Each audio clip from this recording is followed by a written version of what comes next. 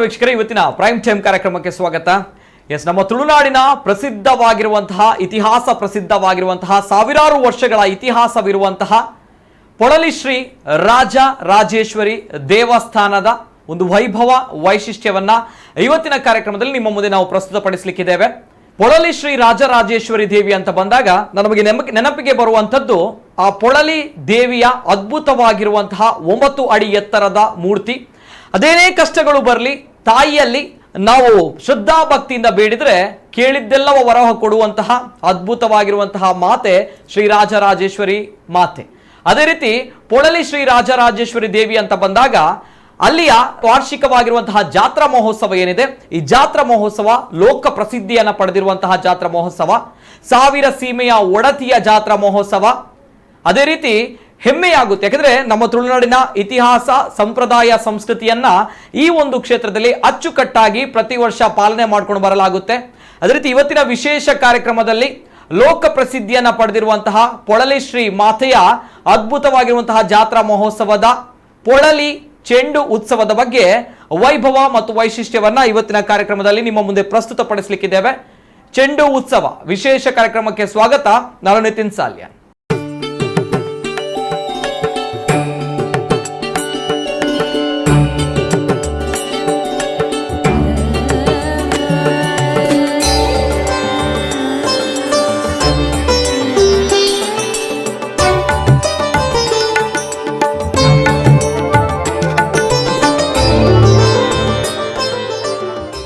ಸಾವಿರಾರು ವರ್ಷಗಳ ಇತಿಹಾಸವಿರುವಂತಹ ಪೊಳಲಿ ಶ್ರೀ ರಾಜರಾಜೇಶ್ವರಿ ದೇವಿಯ ದೇವಸ್ಥಾನ, ಜೊತೆಗೆ ಸುರತ ಮಹಾರಾಜ ನಿರ್ಮಿಸಿದ್ದಾನೆ ಅನ್ನುವಂತಹ ಒಂದು ನಮ್ಮ ನಂಬಿಕೆ ಇರುವಂತಹ ಶ್ರೀ ಕ್ಷೇತ್ರ ಅದ್ಭುತವಾಗಿರುವಂತಹ ಪ್ರಕೃತಿಯ ರಮಣೀಯ ಸ್ಥಳದಲ್ಲಿ ಕಂಡುಬರುವಂತಹ ಒಂದು ಅದ್ಭುತವಾಗಿರುವಂತಹ ದೇವಾಲಯ.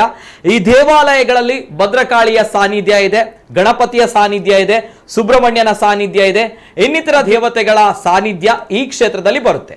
ಅದೇ ರೀತಿ ನಾನು ಆಗ್ಲೇ ಹೇಳಿದಾಗೆ ಪೊಳಲಿ ಕ್ಷೇತ್ರದಲ್ಲಿ ಬರುವಂತಹ ವಾರ್ಷಿಕ ಜಾತ್ರಾ ಮಹೋತ್ಸವ ಏನಿದೆ, ಬರೋಬ್ಬರಿ 1 ತಿಂಗಳ ಕಾಲ ಅದ್ಭುತವಾಗಿ ನಡೆಯುವಂತಹ ಜಾತ್ರಾ ಮಹೋತ್ಸವ. ಈ ಜಾತ್ರಾ ಮಹೋತ್ಸವದ ಪ್ರಮುಖ ಅದೇ ರೀತಿ ಪ್ರಧಾನವಾಗಿರುವಂತಹ ಆಕರ್ಷಣೆ ಅಂತ ಹೇಳಿದ್ರೆ ಚೆಂಡು ಉತ್ಸವ ಅನ್ನುವಂಥದ್ದು, ಪೊಳಲಿ ಚೆಂಡು ಅನ್ನುವಂಥದ್ದು. ಮಾತೆರ್ಲ ಪನ್ಪುನಂಚಿನ ಪಾತ್ರಕ್ಕೆ ಎಂದು ನಮ್ಮ ಮಾತೆರ್ಲ ಪುರಲ್ದ ಚೆಂಡುಗು ಪೋಡು, ಪುರಲ್ದ ಚೆಂಡದ ಕಡೆ ಚೆಂಡು ಏಪ ಪಂಪುನಂಚಿನ ಪಾತೆರ ಮಾತ ತುಳುನಾಡಿಕೆ ಅನ್ನೊಂದು ಪುಡು ತುಳುನಾಡದಕ್ಕೂ ಆ ಚೆಂಡು ಉತ್ಸವ ಅಂತೀಯಾರ ಏಸಲ ಪ್ರತಿ ವರ್ಷಲ ಪೊಳಲಿ ಕ್ಷೇತ್ರಗೂ ಪೋಪೇರೆ ಅಂಚನೆ ಒಂಜಿ ಚೆಂಡು ಎನ್ನ ಕೈಟು ಉಂಡು. ಇನ್ನಿತ ಕಾರ್ಯಕ್ರಮದಾದ ಪನ್ನಗ ಏರೆಗ್ಲ ನಮ್ಮ ಮಾತ ಪೋದು ಪೊಳಲಿ ಕ್ಷೇತ್ರಗ ಪೋದು ಶ್ರದ್ಧಾ ಭಕ್ತಿಡ್ ಆ ಚೆಂಡು ಉತ್ಸವನ ನಮ್ಮ ಮಾತ ತೂವೊಂದುಪ್ಪ ಜವನ್ಯರು ಪರಬೇರು ಮಾತೆರ್ಲ ಸೇರಿದು ಒಟ್ಟಿಗೆ ಆ ಚೆಂಡನ್ನು ಕುಟ್ಟು ನಂಚಿನ ಆ ಪೊರ್ಲುದ ವೈಭವನ ತೂದುಪ್ಪ ಆಂಡ ಆ ಚೆಂಡು ಮಲ್ತಿನಾರಿ ಏರು ಪನ್ಪುನಂಚಿನ ಪ್ರಶ್ನೆ ಬರ್ಕೊಂಡು ಇನಿ ನಮ್ಮ ಕುಡ್ಲ ಸ್ಟುಡಿಯೋಡು ಈ ಚೆಂಡನ ಬರೋಬ್ಬರಿ 22 ವರ್ಷದ ಶ್ರದ್ಧಾ ಭಕ್ತಿಡ್ ಮಲ್ಪುನಂಚಿನಾರು ಎಂಕಲ್ನ ಒಟ್ಟಿಗೆ ಉಲ್ಲೇರು ಆರು ಎಂಚ ಮಲ್ಪೇರು ಈ ಪೊಳಲಿ ಚೆಂಡದ ವೈಭವದಾದ ವೈಶಿಷ್ಟ್ಯದಾದ ಕಂಪ್ಲೀಟ್ ಅನ್ನ ಡೀಟೇಲ್ಸ್ ಬರೋದುಂಡು ಹೊರತು ಒಂದಲೆ. ತುಳುನಾಡಿನ ಪೊಳಲಿ ರಾಜರಾಜೇಶ್ವರಿ ಮಾತೆಯ ಜಾತ್ರಾ ಸಂಭ್ರಮ, ಲೋಕ ಪ್ರಸಿದ್ಧಿಯ ಪೊಳಲಿ ಚೆಂಡು ಉತ್ಸವ, ಪುರಲ್ದ ಚೆಂಡು. ಶ್ರೀ ಕ್ಷೇತ್ರ ಪೊಳಲಿ ಶ್ರೀ ರಾಜರಾಜೇಶ್ವರಿ ದೇವಸ್ಥಾನವು ಅತಿ ಪುರಾತನ ದೇವಾಲಯಗಳಲ್ಲಿ ಒಂದು. ಸುಮಾರು ಸಾವಿರಾರು ವರ್ಷಗಳ ಇತಿಹಾಸವುಳ್ಳ ಈ ದೇವಸ್ಥಾನವನ್ನ ಸುರತ ಮಹಾರಾಜನು ನಿರ್ಮಿಸಿದನೆಂದು ಪುರಾಣವಿದೆ. ಪೊಳಲ್ ಅಂದ್ರೆ ಮಣ್ಣು ಎಂಬ ಅರ್ಥದಿಂದ ಶ್ರೀದೇವಿಯ ಕ್ಷೇತ್ರಕ್ಕೆ ಪುಳಿನಾಪುರ ಅರ್ಥಾತ್ ಪೊಳಲಿ ಎಂಬ ಹೆಸರು ಬಂತು. ಪ್ರಧಾನ ದೇವತೆ ಶ್ರೀ ರಾಜರಾಜೇಶ್ವರಿ, ಎಡಗಡೆಯಲ್ಲಿ ಭದ್ರಕಾಳಿ, ಬಲಕಡೆಯಲ್ಲಿ ಶ್ರೀ ಸುಬ್ರಹ್ಮಣ್ಯ, ಶ್ರೀ ಮಹಾಗಣಪತಿ, ಬ್ರಹ್ಮವಟು, ವಿಷ್ಣುವಟು, ಶೂಲಿನಿ, ದಂಡಿನಿ, ಮುಂಡಿನಿ ಪರಿವಾರ ಗಣಗಳ ಸಾನ್ನಿಧ್ಯವು ಶ್ರೀ ಕ್ಷೇತ್ರದಲ್ಲಿ. 1 ತಿಂಗಳ ಪರಂಪರೆಯ ಜಾತ್ರೆ ಪುರಲ್ದ ಚೆಂಡು ಪ್ರಧಾನ ಆಕರ್ಷಣೆ. ಇಲ್ಲಿಯ ಜಾತ್ರೋತ್ಸವ ಲೋಕ ಪ್ರಸಿದ್ಧವಾದದ್ದು. 16 ಮಾಗಣಿ ಒಳಪಟ್ಟ ಈ ದೇವಸ್ಥಾನವು 1000 ಸೀಮೆಯ ದೇವಸ್ಥಾನವೆಂದೇ ಪ್ರಸಿದ್ಧಿಯನ್ನ ಪಡೆದಿದೆ.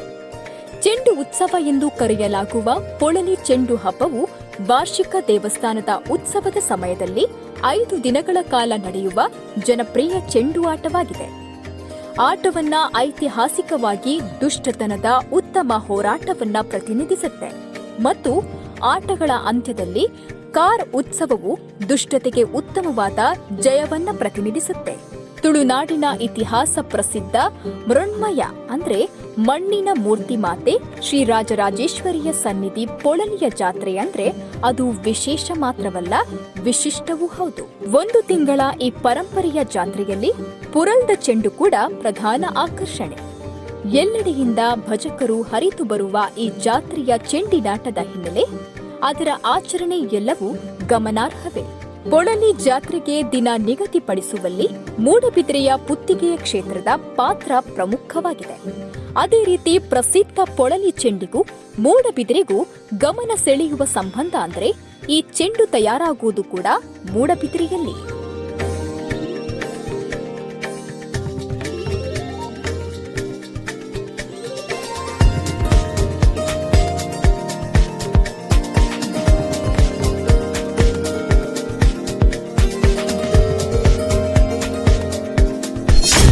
ಇಪ್ಪತ್ತೆರಡು ವರ್ಷಗಳಿಂದ ಶ್ರದ್ಧಾ ಭಕ್ತಿಯಿಂದ ತಯಾರಾಗುತ್ತೆ ಪೊಳಲಿ ಚೆಂಡು.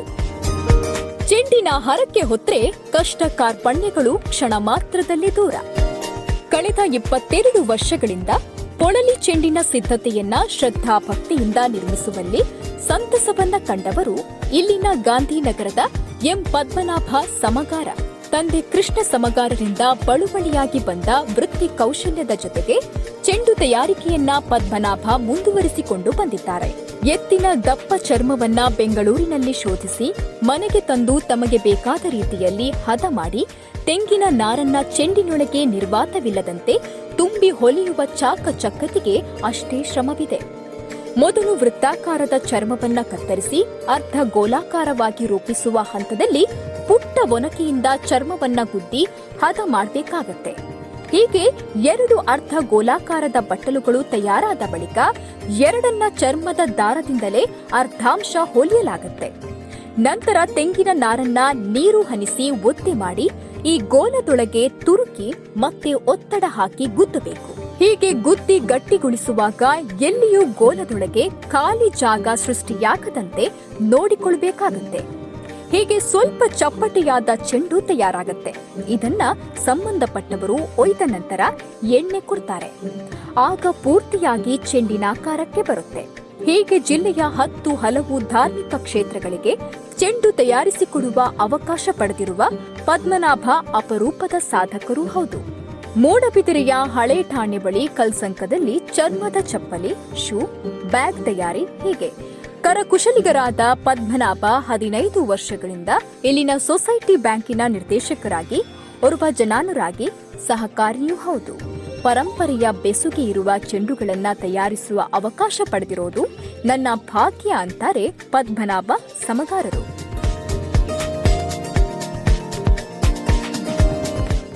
ಶ್ರೀ ಪೊಳಲಿ ರಾಜರಾಜೇಶ್ವರಿ ಮಾತೆಯ 22 ವರ್ಷಗಳಿಂದ ಒಂದು ಪ್ರಾಮಾಣಿಕವಾಗಿರುವಂತಹ ಶ್ರದ್ಧಾಭಕ್ತಿಯ ಸೇವೆಯನ್ನ ತಾವು ಮಾಡ್ಕೊಂಡು ಬರ್ತಾ ಇದ್ದೀರಾ. ಪೊಳಲಿಯ ಚೆಂಡು ಉತ್ಸವ ಅನ್ನುವಂಥದ್ದು ಲೋಕ ಪ್ರಸಿದ್ಧಿಯನ್ನ ಪಡೆದಿರುವಂತದ್ದು. ಈ ಚೆಂಡು ತಯಾರಿಕೆ ಮಾಡುವವರು ನಮ್ಮ ಪದ್ಮನಾಭರು ಅಂತ ಹೇಳಲಿಕ್ಕೆ ನಮ್ಗೆ ನಿಜವಾಗ್ಲೂ ಕೂಡ ಹೆಮ್ಮೆ ಆಗುತ್ತೆ ಸರ್. ಜೊತೆಗೆ ವೀಕ್ಷಕರೇ, ನನ್ನ ಕೈಯಲ್ಲೂ ಕೂಡ ಒಂದು ಚೆಂಡು ಇದೆ. ಅಂದ್ರೆ ಪೊಳಲಿ ಚೆಂಡು ಅಂತ ಬಂದಾಗ ದೊಡ್ಡ ಬೃಹತ್ ಗಾತ್ರದವಾಗಿರುವಂತಹ ಚೆಂಡು, ದೊಡ್ಡ ಒಂದು ಮೈದಾನದಲ್ಲಿ ಎಲ್ಲರೂ ಕೂಡ ಆ ಚೆಂಡನ್ನ ಕುಟ್ಟುವಂತಹ ನಮ್ಮ ಸಂಪ್ರದಾಯ ಆಚರಣೆಗಳು ನಡೆಯುತ್ತೆ. ಅದೇ ರೀತಿ ನನ್ನ ಕೈಯಲ್ಲಿರುವಂತದ್ದು ಒಂದು ಸಣ್ಣ ಗಾತ್ರದ ಚೆಂಡು, ಪೊಳಲಿ ಚೆಂಡು ದೊಡ್ಡ ಗಾತ್ರದಿದ್ರೆ ನನ್ನ ಕೈಯಲ್ಲಿರುವಂತದ್ದು ಸಣ್ಣ ಗಾತ್ರದ ಚೆಂಡು. ಇದರ ಬಗ್ಗೆ ಮಾತಾಡಬೇಕು, ಮತ್ತಷ್ಟು ವಿಚಾರಗಳನ್ನು ತಿಳಿದುಕೊಳ್ಬೇಕು. ಇವತ್ತಿನ ಕಾರ್ಯಕ್ರಮದಲ್ಲಿ ನಮ್ಮ ಜೊತೆ ಪದ್ಮನಾಭ ಸಮಗಾರರು, ಇವರ ಜೊತೆ ಹಲವಾರು ವಿಚಾರಗಳನ್ನ ಮಾತನಾಡಬೇಕು. ಅದೇ ರೀತಿ ಕಾರ್ಯಕ್ರಮಕ್ಕೆ ಮತ್ತೊಮ್ಮೆ ಸ್ವಾಗತ ಸರ್. ಪದ್ಮನಾಭ ಸಮಗಾರರು, ಆರಾಮಾಗಿದ್ದೀರಾ ಸರ್? ಅಲ್ಲ, ಈಗ ಪೊಳಲಿ ಮಾತೆಯ ವರ್ಷಾವಧಿ ಜಾತ್ರಾ ಮಹೋತ್ಸವ ಅಂತ ಬಂದಾಗ ನಾವೆಲ್ಲರೂ ಕೂಡ ಅತ್ಯಂತ ಶ್ರದ್ಧಾ ಭಕ್ತಿಯಿಂದ ಆ ದೇವಿಯನ್ನ ಆರಾಧನೆ ಮಾಡ್ತೇವೆ. ಬೇಡಿದ್ದೆಲ್ಲವೂ ಕೊಡುವಂತಹ ಮಾತೆ ಅನ್ನುವಂಥದ್ದು. ಅಂದ್ರೆ ಕಷ್ಟ ಅಂತ ಬಂತು ಅಂತ ಬಂದಾಗ ಆ ಮೃಣ್ಮಯ ಮೂರ್ತಿ ತಾಯಿಯ ಮುಖವನ್ನು ನೋಡಿದ್ರೆ ಎಲ್ಲಾ ಕಷ್ಟವೂ ಕೂಡ ಪರಿಹಾರ ಆಗುತ್ತೆ ಅನ್ನುವಂಥದ್ದು. ಜೊತೆಗೆ ಈ ನಮ್ಮ ಚೆಂಡು ಉತ್ಸವ ವಿಚಾರಗಳು ಬರುತ್ತೆ. 1 ತಿಂಗಳ ಕಾಲ ನಡೆಯುವಂತಹ ಜಾತ್ರಾ ಮಹೋತ್ಸವ ಕೂಡ ಬರುತ್ತೆ. ಅದರಲ್ಲಿ ತಾವು ಪ್ರಧಾನವಾಗಿರುವಂತಹ ಪಾತ್ರವನ್ನು ಕೂಡ ನಿರ್ವಹಿಸುತ್ತೀರಾ. ಅಂದ್ರೆ ಚೆಂಡು ತಯಾರಿಕೆಯಲ್ಲಿ ಮೊದಲೇದಾಗಿ ಈ ಒಂದು ಸೇವೆ ಮಾಡುವಂತಹ ಭಾಗ್ಯ ತಮಗೆ ಸಿಕ್ಕಿದೆ. ಮೊದಲೇದಾಗಿ ಪೊಳಲಿ ಮಾತೆಯ ಬಗ್ಗೆ, ತಾಯಿಯ ಬಗ್ಗೆ ನಮ್ಮ ಪದ್ಮನಾಭ ಅವರು ಏನ್ ಹೇಳ್ತಾರೆ ಸರ್? ಪೊಳಲಿ ತಾಯಿ ಅಂತ ಹೇಳಿದ್ರೆ ಒಂದು ನಮ್ಮ ತುಳುನಾಡಿನಲ್ಲಿ ಒಂದು ವಿಶಿಷ್ಟವಾದ ಒಂದು ದೇವರು. ಅಲ್ಲಿಯ ಆಚರಣೆಗಳು ವಿಚಾರಗಳು ಎಲ್ಲ ನೋಡುವಾಗ ಮೈ ನವಿರೇಳುತ್ತದೆ. ನಿಜ. ಅಲ್ಲಿಯ ವಿಚಾರಗಳು ತಿಳಿಯುವಾಗ ನಮ್ಮ ಮನೆಯಲ್ಲಿ ಸ್ವಲ್ಪ ಕಷ್ಟ ಬಂದಾಗ ಹೋಗಿ ಆ ತಾಯಿಯಲ್ಲಿ ಬೇಡಿಕೊಂಡಾಗ ಎಲ್ಲ ಕಷ್ಟಗಳು ನಿವಾರಣೆ ಆದದ್ದು ಉಂಟು. ಮತ್ತು ಸುಮಾರು 22 ವರ್ಷ ಹಿಂದೆ ನಮ್ಮ ತಂದೆಯವರನ್ನು ಹುಡ್ಕೊಂಡು ಕಿನ್ನಿಗೋಳಿಗೆ ಒಬ್ಬರು ಬಂದರು. ಪೊಳಲಿ ಚೆಂಡು ತಯಾರಿಕೆ ಬಗ್ಗೆ ಏನಾದರೂ ಚೆಂಡು ಮಾಡಿಕೊಡ್ಬೇಕು, ಈಗ ಬೇರೆ ಮಾಡುವವರು ಇಲ್ಲ ಅಂತ ಹೇಳಿಕೊಂಡು.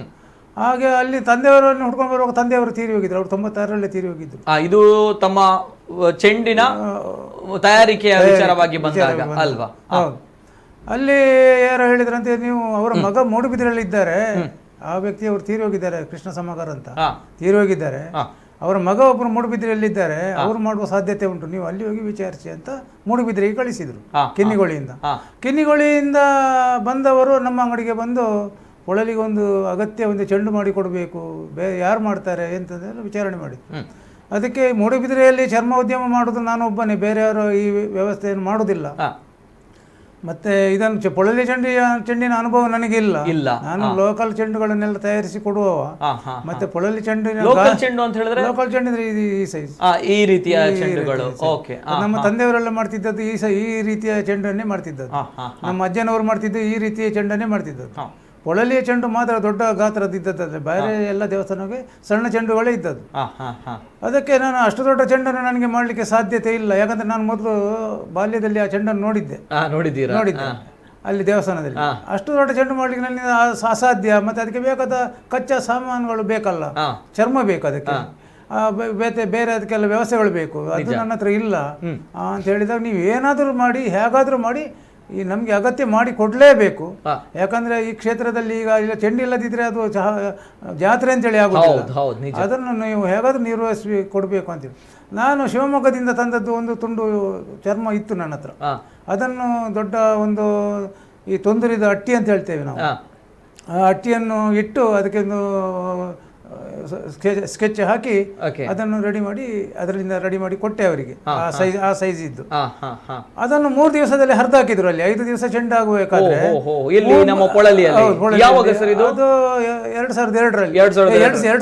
2002ರಲ್ಲಿ ಅದನ್ನು ಹರಿದಾಕಿದ್ರು. 5 ದಿನಗಳ ಕಾಲ ನಡೆಯುವಂತಹ ಚೆಂಡು ಉತ್ಸವ ಅಲ್ವಾ? 3 ದಿವಸಕ್ಕೆ ಹರಿದೋಯ್ತು. ಅದೇ ವ್ಯಕ್ತಿಯೇ ಅವರನ್ನು ಫಕೀರಣ್ಣ ಅಂತ ಹೇಳಿ, ಅವರು ದೇವಸ್ಥಾನದ ಚೆಂಡು ತರಲಿಕ್ಕೆ ಬರುವವರು ಫಕೀರಣ್ಣ ಅಂತ. ಅವರು ಈಗ ಅವರು ದಿವಂಗತರಾಗಿದ್ದಾರೆ, ತೀರಿದ್ದಾರೆ. ಅವರು ಫಕೀರಣ್ಣ ಏನ್ ಮಾಡ್ತಾರೆ? ಫಕೀರಣ್ಣ ಅಂತ ಈ ಚೆಂಡು ಅವ್ರು ಮೂಡುಬಿದಿರೆಗೆ ನಮ್ಮ ಮನೆಗೆ ಬಂದು ತರುವುದು ಅವರು ಫಕೀರಣ್ಣ. ಫಕೀರ್ ಅಂತ ಹೇಳಿ ಅವರು ಸಫಲ್ಯ ಅಂತ ಕಾಣಬೇಕು, ಸಫಲ್ಯ ಜಾತಿಯವರಾಗಿ. ಅದು ಚೆಂಡನ್ನು ಪುನಃ ಹಿಂದೆ ತಂದು ನೋಡು ಮಾರ, ಇದನ್ನು ಹೀಗೆ ಹರಿದಾಕಿದ್ದಾರೆ, ಇದನ್ನು ಹೇಗೆ ಮಾಡೋದು, ಎಂತ ಮಾಡೋದು ಅಂತೇಳಿ ನಾನು ಹೇಳಿದೆ, ನನ್ನ ಹತ್ರ ಏನು ವ್ಯವಸ್ಥೆ ಇಲ್ಲ ಮಾರ್ಯಾರೆ, ಬೇರೆ ಚರ್ಮ ಇಲ್ಲ, ನನ್ನ ಹತ್ರ ಇದ್ದದನ್ನು ನಾನು ಮಾಡಿಕೊಟ್ಟಿದ್ದೇನೆ. ಈಗ ಏನಾದರೂ ಒಂದು ಸಣ್ಣ ತುಂಡು ಪ್ಯಾಚ್ ಹಾಕಿ ಏನಾದರೂ ಮಾಡುವ, ಈಗ ಆಗಬೇಕಲ್ಲ ಅಂಥೇಳಿ ಅದಕ್ಕೆ ಒಂದು ಬೇರೆ ಒಂದು ತುಂಡು ಇದ್ದದನ್ನು ಅದಕ್ಕೆ ಪತ್ತೆ ಹಾಕಿ ಗೊತ್ತಾಗದ ಹಾಗೆ ಎಲ್ಲ ಇದು ಮಾಡಿ ಹೊಲಿಗೆ ಹಾಕಿ ಕೊಟ್ಟು ಕಳಿಸಿದೆ. 5 ದಿವಸ ಚೆಂಡು ಚಂದದಲ್ಲಿ ಆಯಿತು. 2000 ಇಸವಿಯಲ್ಲಿ 5 ದಿವಸದ ಚೆಂಡು ಚೆನ್ನಾಗಿ 2000 ಅದು ಪ್ರಥಮವಾಗಿ ತಾವು ಮಾಡಿದ್ದು 2000 ಇಸವಿಯಲ್ಲಿ. ಆ ನಂತರ ಪ್ರತಿ ವರ್ಷ ಅದು ನೀವೇ ಮಾಡಬೇಕು, ಬೇರೆ ಇದಕ್ಕೆ ಯಾರು ತಲೆ ಕೊಡುವವರಿಲ್ಲ, ಈ ವ್ಯವಸ್ಥೆಯನ್ನು ಮಾಡುವವರಿಲ್ಲ, ಅದು ನಿಮ್ಮಿಂದಲೇ ಆಗ್ಬೇಕಂತೇಳಿ ಬೆನ್ನು ಹಿಡಿಯಲಿಕ್ಕೆ ಶುರು ಮಾಡಿದ್ರು ಅವರೇ. ಆಗ ನಾನು ಸ್ವಲ್ಪ ಹೆಚ್ಚು ಚರ್ಮ ಶಿವಮೊಗ್ಗದಿಂದ ತರ್ತಿದ್ದೆ. ಆಗ ಅಲ್ಲಿಗೆ ಹೋಗಿ ನನಗೆ ಆಗ ಒಂದು 10-12 ಚೆಂಡು ಈ ಲೋಕಲ್ ಚೆಂಡು ಮಾಡುವ ಇದಿತ್ತು. ಆಗ ಈ ವ್ಯಕ್ತಿ ಈ ಪೊಳಲಿ ಚೆಂಡು ಮಾಡುವ ವ್ಯಕ್ತಿ ತೀರಿ ಹೋದ ಮೇಲೆ ಅವರು ಮಾಡ್ತಿದ್ದ ಕೆಲವು ಚೆಂಡುಗಳು ನನಗೆ ಬಂತು ಮಾಡಲಿಕ್ಕೆ, ನಾನೇ ಮಾಡಬೇಕಾಯ್ತು. ಹಾಗಾಗಿ ವರ್ಷಕ್ಕೆ 18 ಚೆಂಡು ನನ್ನ ಮಡಿಲಿಗೆ ಬಿತ್ತು. ಈಗ ಪೊಳಲಿ ಚೆಂಡುವನ್ನು ಈ ಹಿಂದೆ ಮಾಡ್ತಿದ್ದವ್ರು ಯಾರು ಸರ್? ಅದು ರಾಮ್ ನಾಯ್ಕ ಅಂತ. ರಾಮ್ ನಾಯ್ಕ ಅವರು. ಅವರು ತೀರಿ ಹೋದ ನಂತರ ಅವರ ವಂಶ ಅವ್ರ ಮಕ್ಕಳೆಲ್ಲ ಇದ್ರು, ಅವರೆಲ್ಲ ಗೌರ್ಮೆಂಟ್ ಕೆಲಸದಲ್ಲೇ ಇರುವುದು, ಈ ಕೆಲಸ ಕಲ್ತವ್ರು ಯಾರಿಲ್ಲ. ನಮ್ಮ ತಂದೆಯವ್ರಿಗೆ ನಾವು 4 ಜನ ಮಕ್ಕಳು, ಗಂಡು ಮಕ್ಕಳು. ನಾವು 4 ಜನ ಮಕ್ಕಳು ಸಹ ಇದೇ ಕೆಲಸ ಮಾಡುದು. ಆದ್ರೆ ಚೆಂಡು ಮಾಡುದಿಲ್ಲ ಅವರು, ಬೇರೆ ಚರ್ಮದ ವೃತ್ತಿ ಅವರು ಮಾಡ್ತಾರೆ. ಚೆಂಡು ಮಾಡ್ತಿದ್ದದ್ದು ನಾನು ಒಬ್ಬನೇ ಆ ಸಮಯದಲ್ಲಿ. ತಮಗೆ ಈ ಚೆಂಡು ಮಾಡುವಂತಹ ಹವ್ಯಾಸ ತಮ್ಮ ತಂದೆಯವರು ಕೂಡ ಮಾಡ್ತಾ ಇದ್ರು?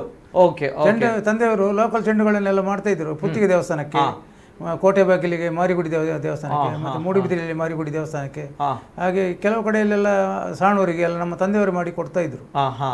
ಅವರ ಕಾಲ ನಂತರ ಅದನ್ನು ನಾನೇ ಮಾಡಬೇಕಾಯ್ತು. ತಂದೆಯವರು 96ರಲ್ಲಿ ತೀರಿ ಹೋದ್ಮೇಲೆ ಅದನ್ನು ನಾನೇ ಮುಂದುವರಿಸ್ಕೊಂಡು ಬರಬೇಕಾಯ್ತು. ಅದರ ಮೇಲೆ ಈ ಪೊಳಲಿ ಚೆಂಡು ಬಂತು. ಅದರ ಅದೇ ವರ್ಷದಲ್ಲಿ ಇವರು ಅಮೃತೇಶ್ವರದವರು ಬಂದರು, ಅಮೃತೇಶ್ವರ ಓಮಂಜಿಯವರು, ಅವರು ಬಂದರು. ಅದೇ ವ್ಯಕ್ತಿ ಮಾಡ್ತಿದ್ದದ್ದು ಮೊದಲು, ಅವರು ಬಂದು ನಮಗೂ ಸಹ ನೀವು ಅಲ್ಲಿ ಪೊಳಲಿಗೆ ಹೋಗಿ ಅಲ್ಲಿಂದ ನನ್ನ ಅಡ್ರೆಸ್ ತಗೊಂಡು ಮನೆಗೆ ಹುಡ್ಕೊಂಡು ಬಂದರು. ಅವರು ಪೊಳಲಿ ದೇವಸ್ಥಾನದಲ್ಲಿ ನನ್ನ ಅಡ್ರೆಸ್ ತಗೊಂಡು ಅಲ್ಲಿಗೆ ಮನೆಗೆ ಹುಡ್ಕೊಂಡು ಬಂದರು. ಅವರಿಗೆ ಮಾಡಿ ಕೊಟ್ಟಾಗೆ ನಮಗೆ ಸಹ ಚೆಂಡು ಮಾಡಬೇಕು ನೀವು ಮುಂದೆಗೆ, ನಮ್ಗೆ ಇವತ್ತಿಗೆ ಒಂದು ಚೆಂಡು ಆಗಬೇಕು, ಒಂದು ವಾರದಲ್ಲಿ ಜಾತ್ರೆ ಉಂಟು, ರೆಡಿ ಮಾಡಿ ಕೊಡ್ಬೇಕು ಅಂತ ಹೇಳಿದ್ರು. ಆಯ್ತು ಮಾಡುವ ಅಂತ ಹೇಳಿದ್ದೇನೆ, ಮಾಡುವ ಅಂತ ಹೇಳಿ ಮತ್ತೆ ಧೈರ್ಯದಲ್ಲಿ ಮಾಡಿದರೆ ಅವರಿಗೆ ಅವರದ್ದು ಏನು ಒಂದು ಒನೆಗಿನ ಏನಿಲ್ಲ, ಒಳ್ಳೆ ಮಾಡಿ ಅಲ್ಲಿ ಜಾತ್ರೆ ಚಂದದಲ್ಲಿ ನಡೀತದೆ. ಇವತ್ತಿಗೂ ಸಹ ಕೊಂಡೋದ ಚೆಂಡಿನ ಏನು ರಿಮಾರ್ಕ್ ಇಲ್ಲ. ಈ ಪೊಳಲಿಯಲ್ಲಿ 2 ವರ್ಷ ಹಿಂದೆ ಸ್ವಲ್ಪ ಡ್ಯಾಮೇಜ್ ಮಾಡಿದ್ರು. ಅಂದ್ರೆ ಹೇಗೆ ಸರ್? ಅದನ್ನು ಕುಟ್ಟುವಾಗ ಎಂಥದ ಏನೋ ಹಾಕಿ ಅದಕ್ಕೆ ಚೂರಿಯನ್ನೆಲ್ಲ ಹಿಟ್ಟಿ ಅದನ್ನು ಎಳೆಯುವುದು ಎಲ್ಲ ಏನೋ ಮಾಡ್ತಾರೆ. ಮಾಡಿ ಅದಕ್ಕೆ ಮಾಡಬಹುದಾ? ಅದು ಮಾಡಬಾರ್ದು. ಅದಕ್ಕೆ ಏನೋ ನಾವೆಲ್ಲ ಪಟ್ಟಿ ಕೊಡ್ತೇವೆ, ಮಧ್ಯದಲ್ಲಿ ಪಟ್ಟಿ ಉಂಟು ನೋಡಿ, ಪಟ್ಟಿ ಕೊಡಿ, ಅದನ್ನು ಹರಿದಾಕಿದ್ರೆ ಅದು ಓಪನ್ ಆಗ್ತದೆ. ಅದನ್ನು ಮುಟ್ಟಿದ್ರೆ ಓಪನ್ ಆಗುತ್ತೆ. ಅದನ್ನು ಮುಟ್ಟಬಾರದು. ಪಟ್ಟಿ ಕೊಡೋದು ಅದು ಒಂದು ಹೋಲಿಗೆ ಬಿಟ್ಟು ಮತ್ತೊಂದು ಹೋಲಿಗೆಗೆ ನಾವು ಅದನ್ನು ಫಿಕ್ಸ್ ಮಾಡೋದು.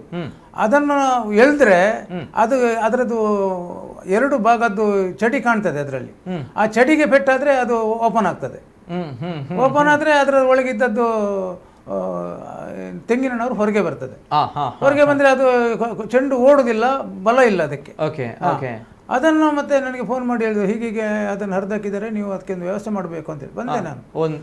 ಒಂದು ದಿನದಲ್ಲಿ ಅಲ್ಲ, ಅದು ರಿಪೇರಿ ಮಾಡ್ಲಿಕ್ಕೆ ಒಂದು 2 ಗಂಟೆ ಬೇಕಷ್ಟೇ ಬೇಕು. ಅದಕ್ಕೆ ಏನು ಡ್ಯಾಮೇಜ್ ಆಗಿದೆ ಎಂತದಂತ ನೋಡಿಕೊಂಡು ಅದಕ್ಕೆ ಸ್ವಲ್ಪ ಬರುವಾಗ ಚರ್ಮ ತರ್ತೇವೆ ನಾವು. ಅದನ್ನು ನೀರಿನಲ್ಲಿ ಮುಳುಗಿಸಿ ಅದನ್ನು ಸ್ವಲ್ಪ ತೆಳು ಮಾಡಿಕೊಂಡು ಏನೆಲ್ಲ ಮಾಡಿ ಮತ್ತೊಂದಿಷ್ಟು ತೆಪ್ಪು ತಂದು ಇದು ಅದಕ್ಕೆ ತುಂಬಿಸಿ ಒನಕೆಯಿಂದ ಕುಟ್ಟಿ ಎಲ್ಲ ಟೈಟ್ ಮಾಡಿ ಒಂದು ಬೆಳಿಗ್ಗೆ ಒಂದು 9-10 ಗಂಟೆ 11 ಗಂಟೆಗೆ ರೆಡಿ ಮಾಡಿಟ್ರೆ ಸಂಜೆ ಚೆಂಡಲ್ವಾ ಅಲ್ಲಿವರೆಗೆ ಒಣಗ್ತದೆ. ಒಣಗಿ ಮೊದಲನೇ ಚೆಂಡಿನ ಗಾತ್ರಕ್ಕೆ ಅದು ಸರಿ ಮಾಡ್ಲಿಕ್ಕೆ ಆಗುತ್ತೆ. ಈಗ 2000 ಇಸವಿಯಲ್ಲಿ 3 ದಿನಗಳಲ್ಲಿ ಚೆಂಡು ಹರಿದು ಹೋಗುತ್ತೆ, ಒಡೆದು ಹೋಗುತ್ತೆ. ಅಂದ್ರೆ ಅದು ಕೂಡ ಈ ರೀತಿಯ ಒಂದು ವಿಚಾರಗಳಿಂದ ಆಗುತ್ತೆ ಅಥವಾ ಚೆಂಡು ಕುಟ್ಟುವಾಗಲೇ ಹರಿದಿರುವಂತಹ ವಿಚಾರಗಳ? ಎಂತ ಮಾಡ್ತಾರೆ ಅಂತ ನಮ್ಗೆ ಗೊತ್ತಾಗ್ತದೆ. ಏನಾದ್ರು ಮಾಡಿದ್ರೆ 100 ಜನ ಕುಟ್ಟುವಾಗ ಅದರದ್ದು ಏನೋ ಒಂದು ಸಮಸ್ಯೆ, ಏನಾದ್ರು ತೊಂದರೆ ಆಗದೆ ಅದು ಒಡೆಯುವುದಿಲ್ಲ. ಏನಾದ್ರು ತೊಂದರೆ ಆದ್ರೆ ಮಾತ್ರ ಹೊಡೆಯೋದು. ಹಾಗೆ ಮತ್ತೊಂದು 3 ವರ್ಷ ಹಿಂದೆ ಒಂದು ಹೀಗೆ ಮಾಡಿದ್ರು ಅವರು. ಹೊಡೆದಾಕಿದೆ ಅಂತ ಹೇಳಿದ್ರೆ ಇಡೀ ಇದನ್ನೇ ಹೊಡೆದಾಕಿದ್ರು, ಚೆಂಡನ್ನೇ ಹೊಡೆದಾಕಿದ್ರು. ಯಾವ 4ನೇ ದಿವಸಕ್ಕೆ ಕಡೆ ಚೆಂಡಿಗೆ ಚೆಂಡಿಲ್ಲ. ಕಡೆ ಚೆಂಡು ಹಾಕುವ ದಿವಸಕ್ಕೆ ಚೆಂಡಿಲ್ಲ. ನನಗೆ ಫೋನ್ ಮಾಡಿ ಹೇಳಿದೆ, ಹೀಗೆ ಆಯ್ತಲ್ಲ ಎಂತ ಮಾಡೋದು ಅಂತೇಳಿ. ನಾನು ಹೇಳಿದೆ, ಅಮೃತೇಶ್ವರಕ್ಕೆ ಮಾಡಿದ್ದುಂಟು, ಅದಕ್ಕೆ ಇದಕ್ಕಿಂತ 1 ಇಂಚು ಸಣ್ಣ ಗಾತ್ರ, ಅದು ನಾವು ರೆಡಿ ಮಾಡಿದ್ದುಂಟು. ನೀವು ನಾನು ತಂದು ಅಲ್ಲಿ ಮುಟ್ಟಿಸ್ತೇನೆ, ಪುಳಲಿ ದೇವಸ್ಥಾನಕ್ಕೆ ತಂದು ಮುಟ್ಟಿಸ್ತೇನೆ, ಬೆಳಿಗ್ಗೆ ತಂದು ಮುಟ್ಟಿಸ್ತೇನೆ, ನೀವೇನು ತಲೆ ವಿಷಯ ಮಾಡೋದು. ಯಾಕಂದ್ರೆ ಆ ದಿವಸ ಜಾತ್ರೆ ಇಲ್ಲ ಕಡೆ ಚೆಂಡು. ನಿಜ ಕಡೆ ಚೆಂಡು ಬೇಕೇ ಬೇಕು. ನಾನು ಕೊಡದಿದ್ರೆ, ಈ ಚೆಂಡನ್ನು ಕೊಡದಿದ್ರೆ ಆ ಕಡೆ ಚೆಂಡಿನ ದಿವಸ ಜಾತ್ರೆ ಇಲ್ಲ, ಚೆಂಡಿನ ಜಾತ್ರೆ ಇಲ್ಲ. ಅಮೃತೇಶ್ವರ ಕ್ಷೇತ್ರದ ಚೆಂಡನ್ನು ಅಲ್ಲಿಗೆ ಕೊಟ್ಟು ಪೊಳಲಿ ಕ್ಷೇತ್ರಕ್ಕೆ ಕೊಟ್ಟು ಕಡೆ ಚೆಂಡು ನಡೆದಿದೆ. ಯಾವಾಗ ಸರ್ ಇದು? 3 ವರ್ಷ ಹಿಂದೆ, 3 ವರ್ಷಗಳ ಹಿಂದೆ. ಕಳೆದ ವರ್ಷ ಕೊರೋನಾ ಬಂದದ್ರಿಂದ ಅಷ್ಟೊಂದು ಡ್ಯಾಮೇಜ್ ಮಾಡ್ಲಿಕ್ಕೆ ಅಂದ್ರೆ ಅಲ್ಲಿ ಇದಿರ್ಲಿಲ್ಲ, ಹಾಕುದು ತೆಗೆಯುವುದು ಮಾತ್ರ ಇತ್ತು. ನಿಜ. ಈಗ ಮೊನ್ನೆ ಫಸ್ಟಿನ ದಿವಸ ಹೋಗಿದ್ದೆ ನಾನು, ಒಂದು 200-300 ಜನ ಕುಟ್ಲಿಕ್ಕೆ ರೆಡಿ ಆಗಿದೆ. 200-300 ಜನ ಕುಟ್ಲಿಕ್ಕೆ ರೆಡಿ ಆಗಿದೆ. ಈಗ ಇವತ್ತಿಗೆ ನಿನ್ನೆಗೆ 4ನೇ ದಿವಸ ಏನು ಚೆಂಡು ಡ್ಯಾಮೇಜ್ ಆಗ್ಲಿಲ್ಲ. ಇವತ್ತಿನ ಸಮಸ್ಯೆ ಇಲ್ಲ ನನಗೆ, ಯಾಕಂದ್ರೆ 4 ದಿವಸಕ್ಕೆ ಚೆಂಡು ಒಳ್ಳೇದಲ್ಲಿ ಬಂತಂತ ಹೇಳಿದ್ರೆ 5 ದಿವಸಕ್ಕೆ ಬರ್ತದೆ ಅಂತ ಲೆಕ್ಕ. ನಿಜ ಅಲ್ವಾ? 5 ದಿವಸಕ್ಕೆ ಬರ್ತದೆ ಅಂತ ಲೆಕ್ಕ. ಈಗ ಸರ್, ಈಗ ತಾವು ಹೇಳಿದಾಗ ಈಗ 5ನೇ ದಿವಸಕ್ಕೆ ಬರುತ್ತೆ ಚೆಂಡು, 5ನೇ ದಿವಸ ಕಡೆಯ ಚೆಂಡಲ್ಲಿ ಸಮಾಪ್ತ ಆಗುತ್ತೆ. ಈ ಒಂದು ಸಂಪ್ರದಾಯ ಸಂಸ್ಕಾರ ಪ್ರಕಾರ ಸಂಪ್ರದಾಯ ಆಗುತ್ತೆ. ತದನಂತರ ಏನ್ ಮಾಡ್ತಾರೆ ಸರ್ ಈ ಚೆಂಡು?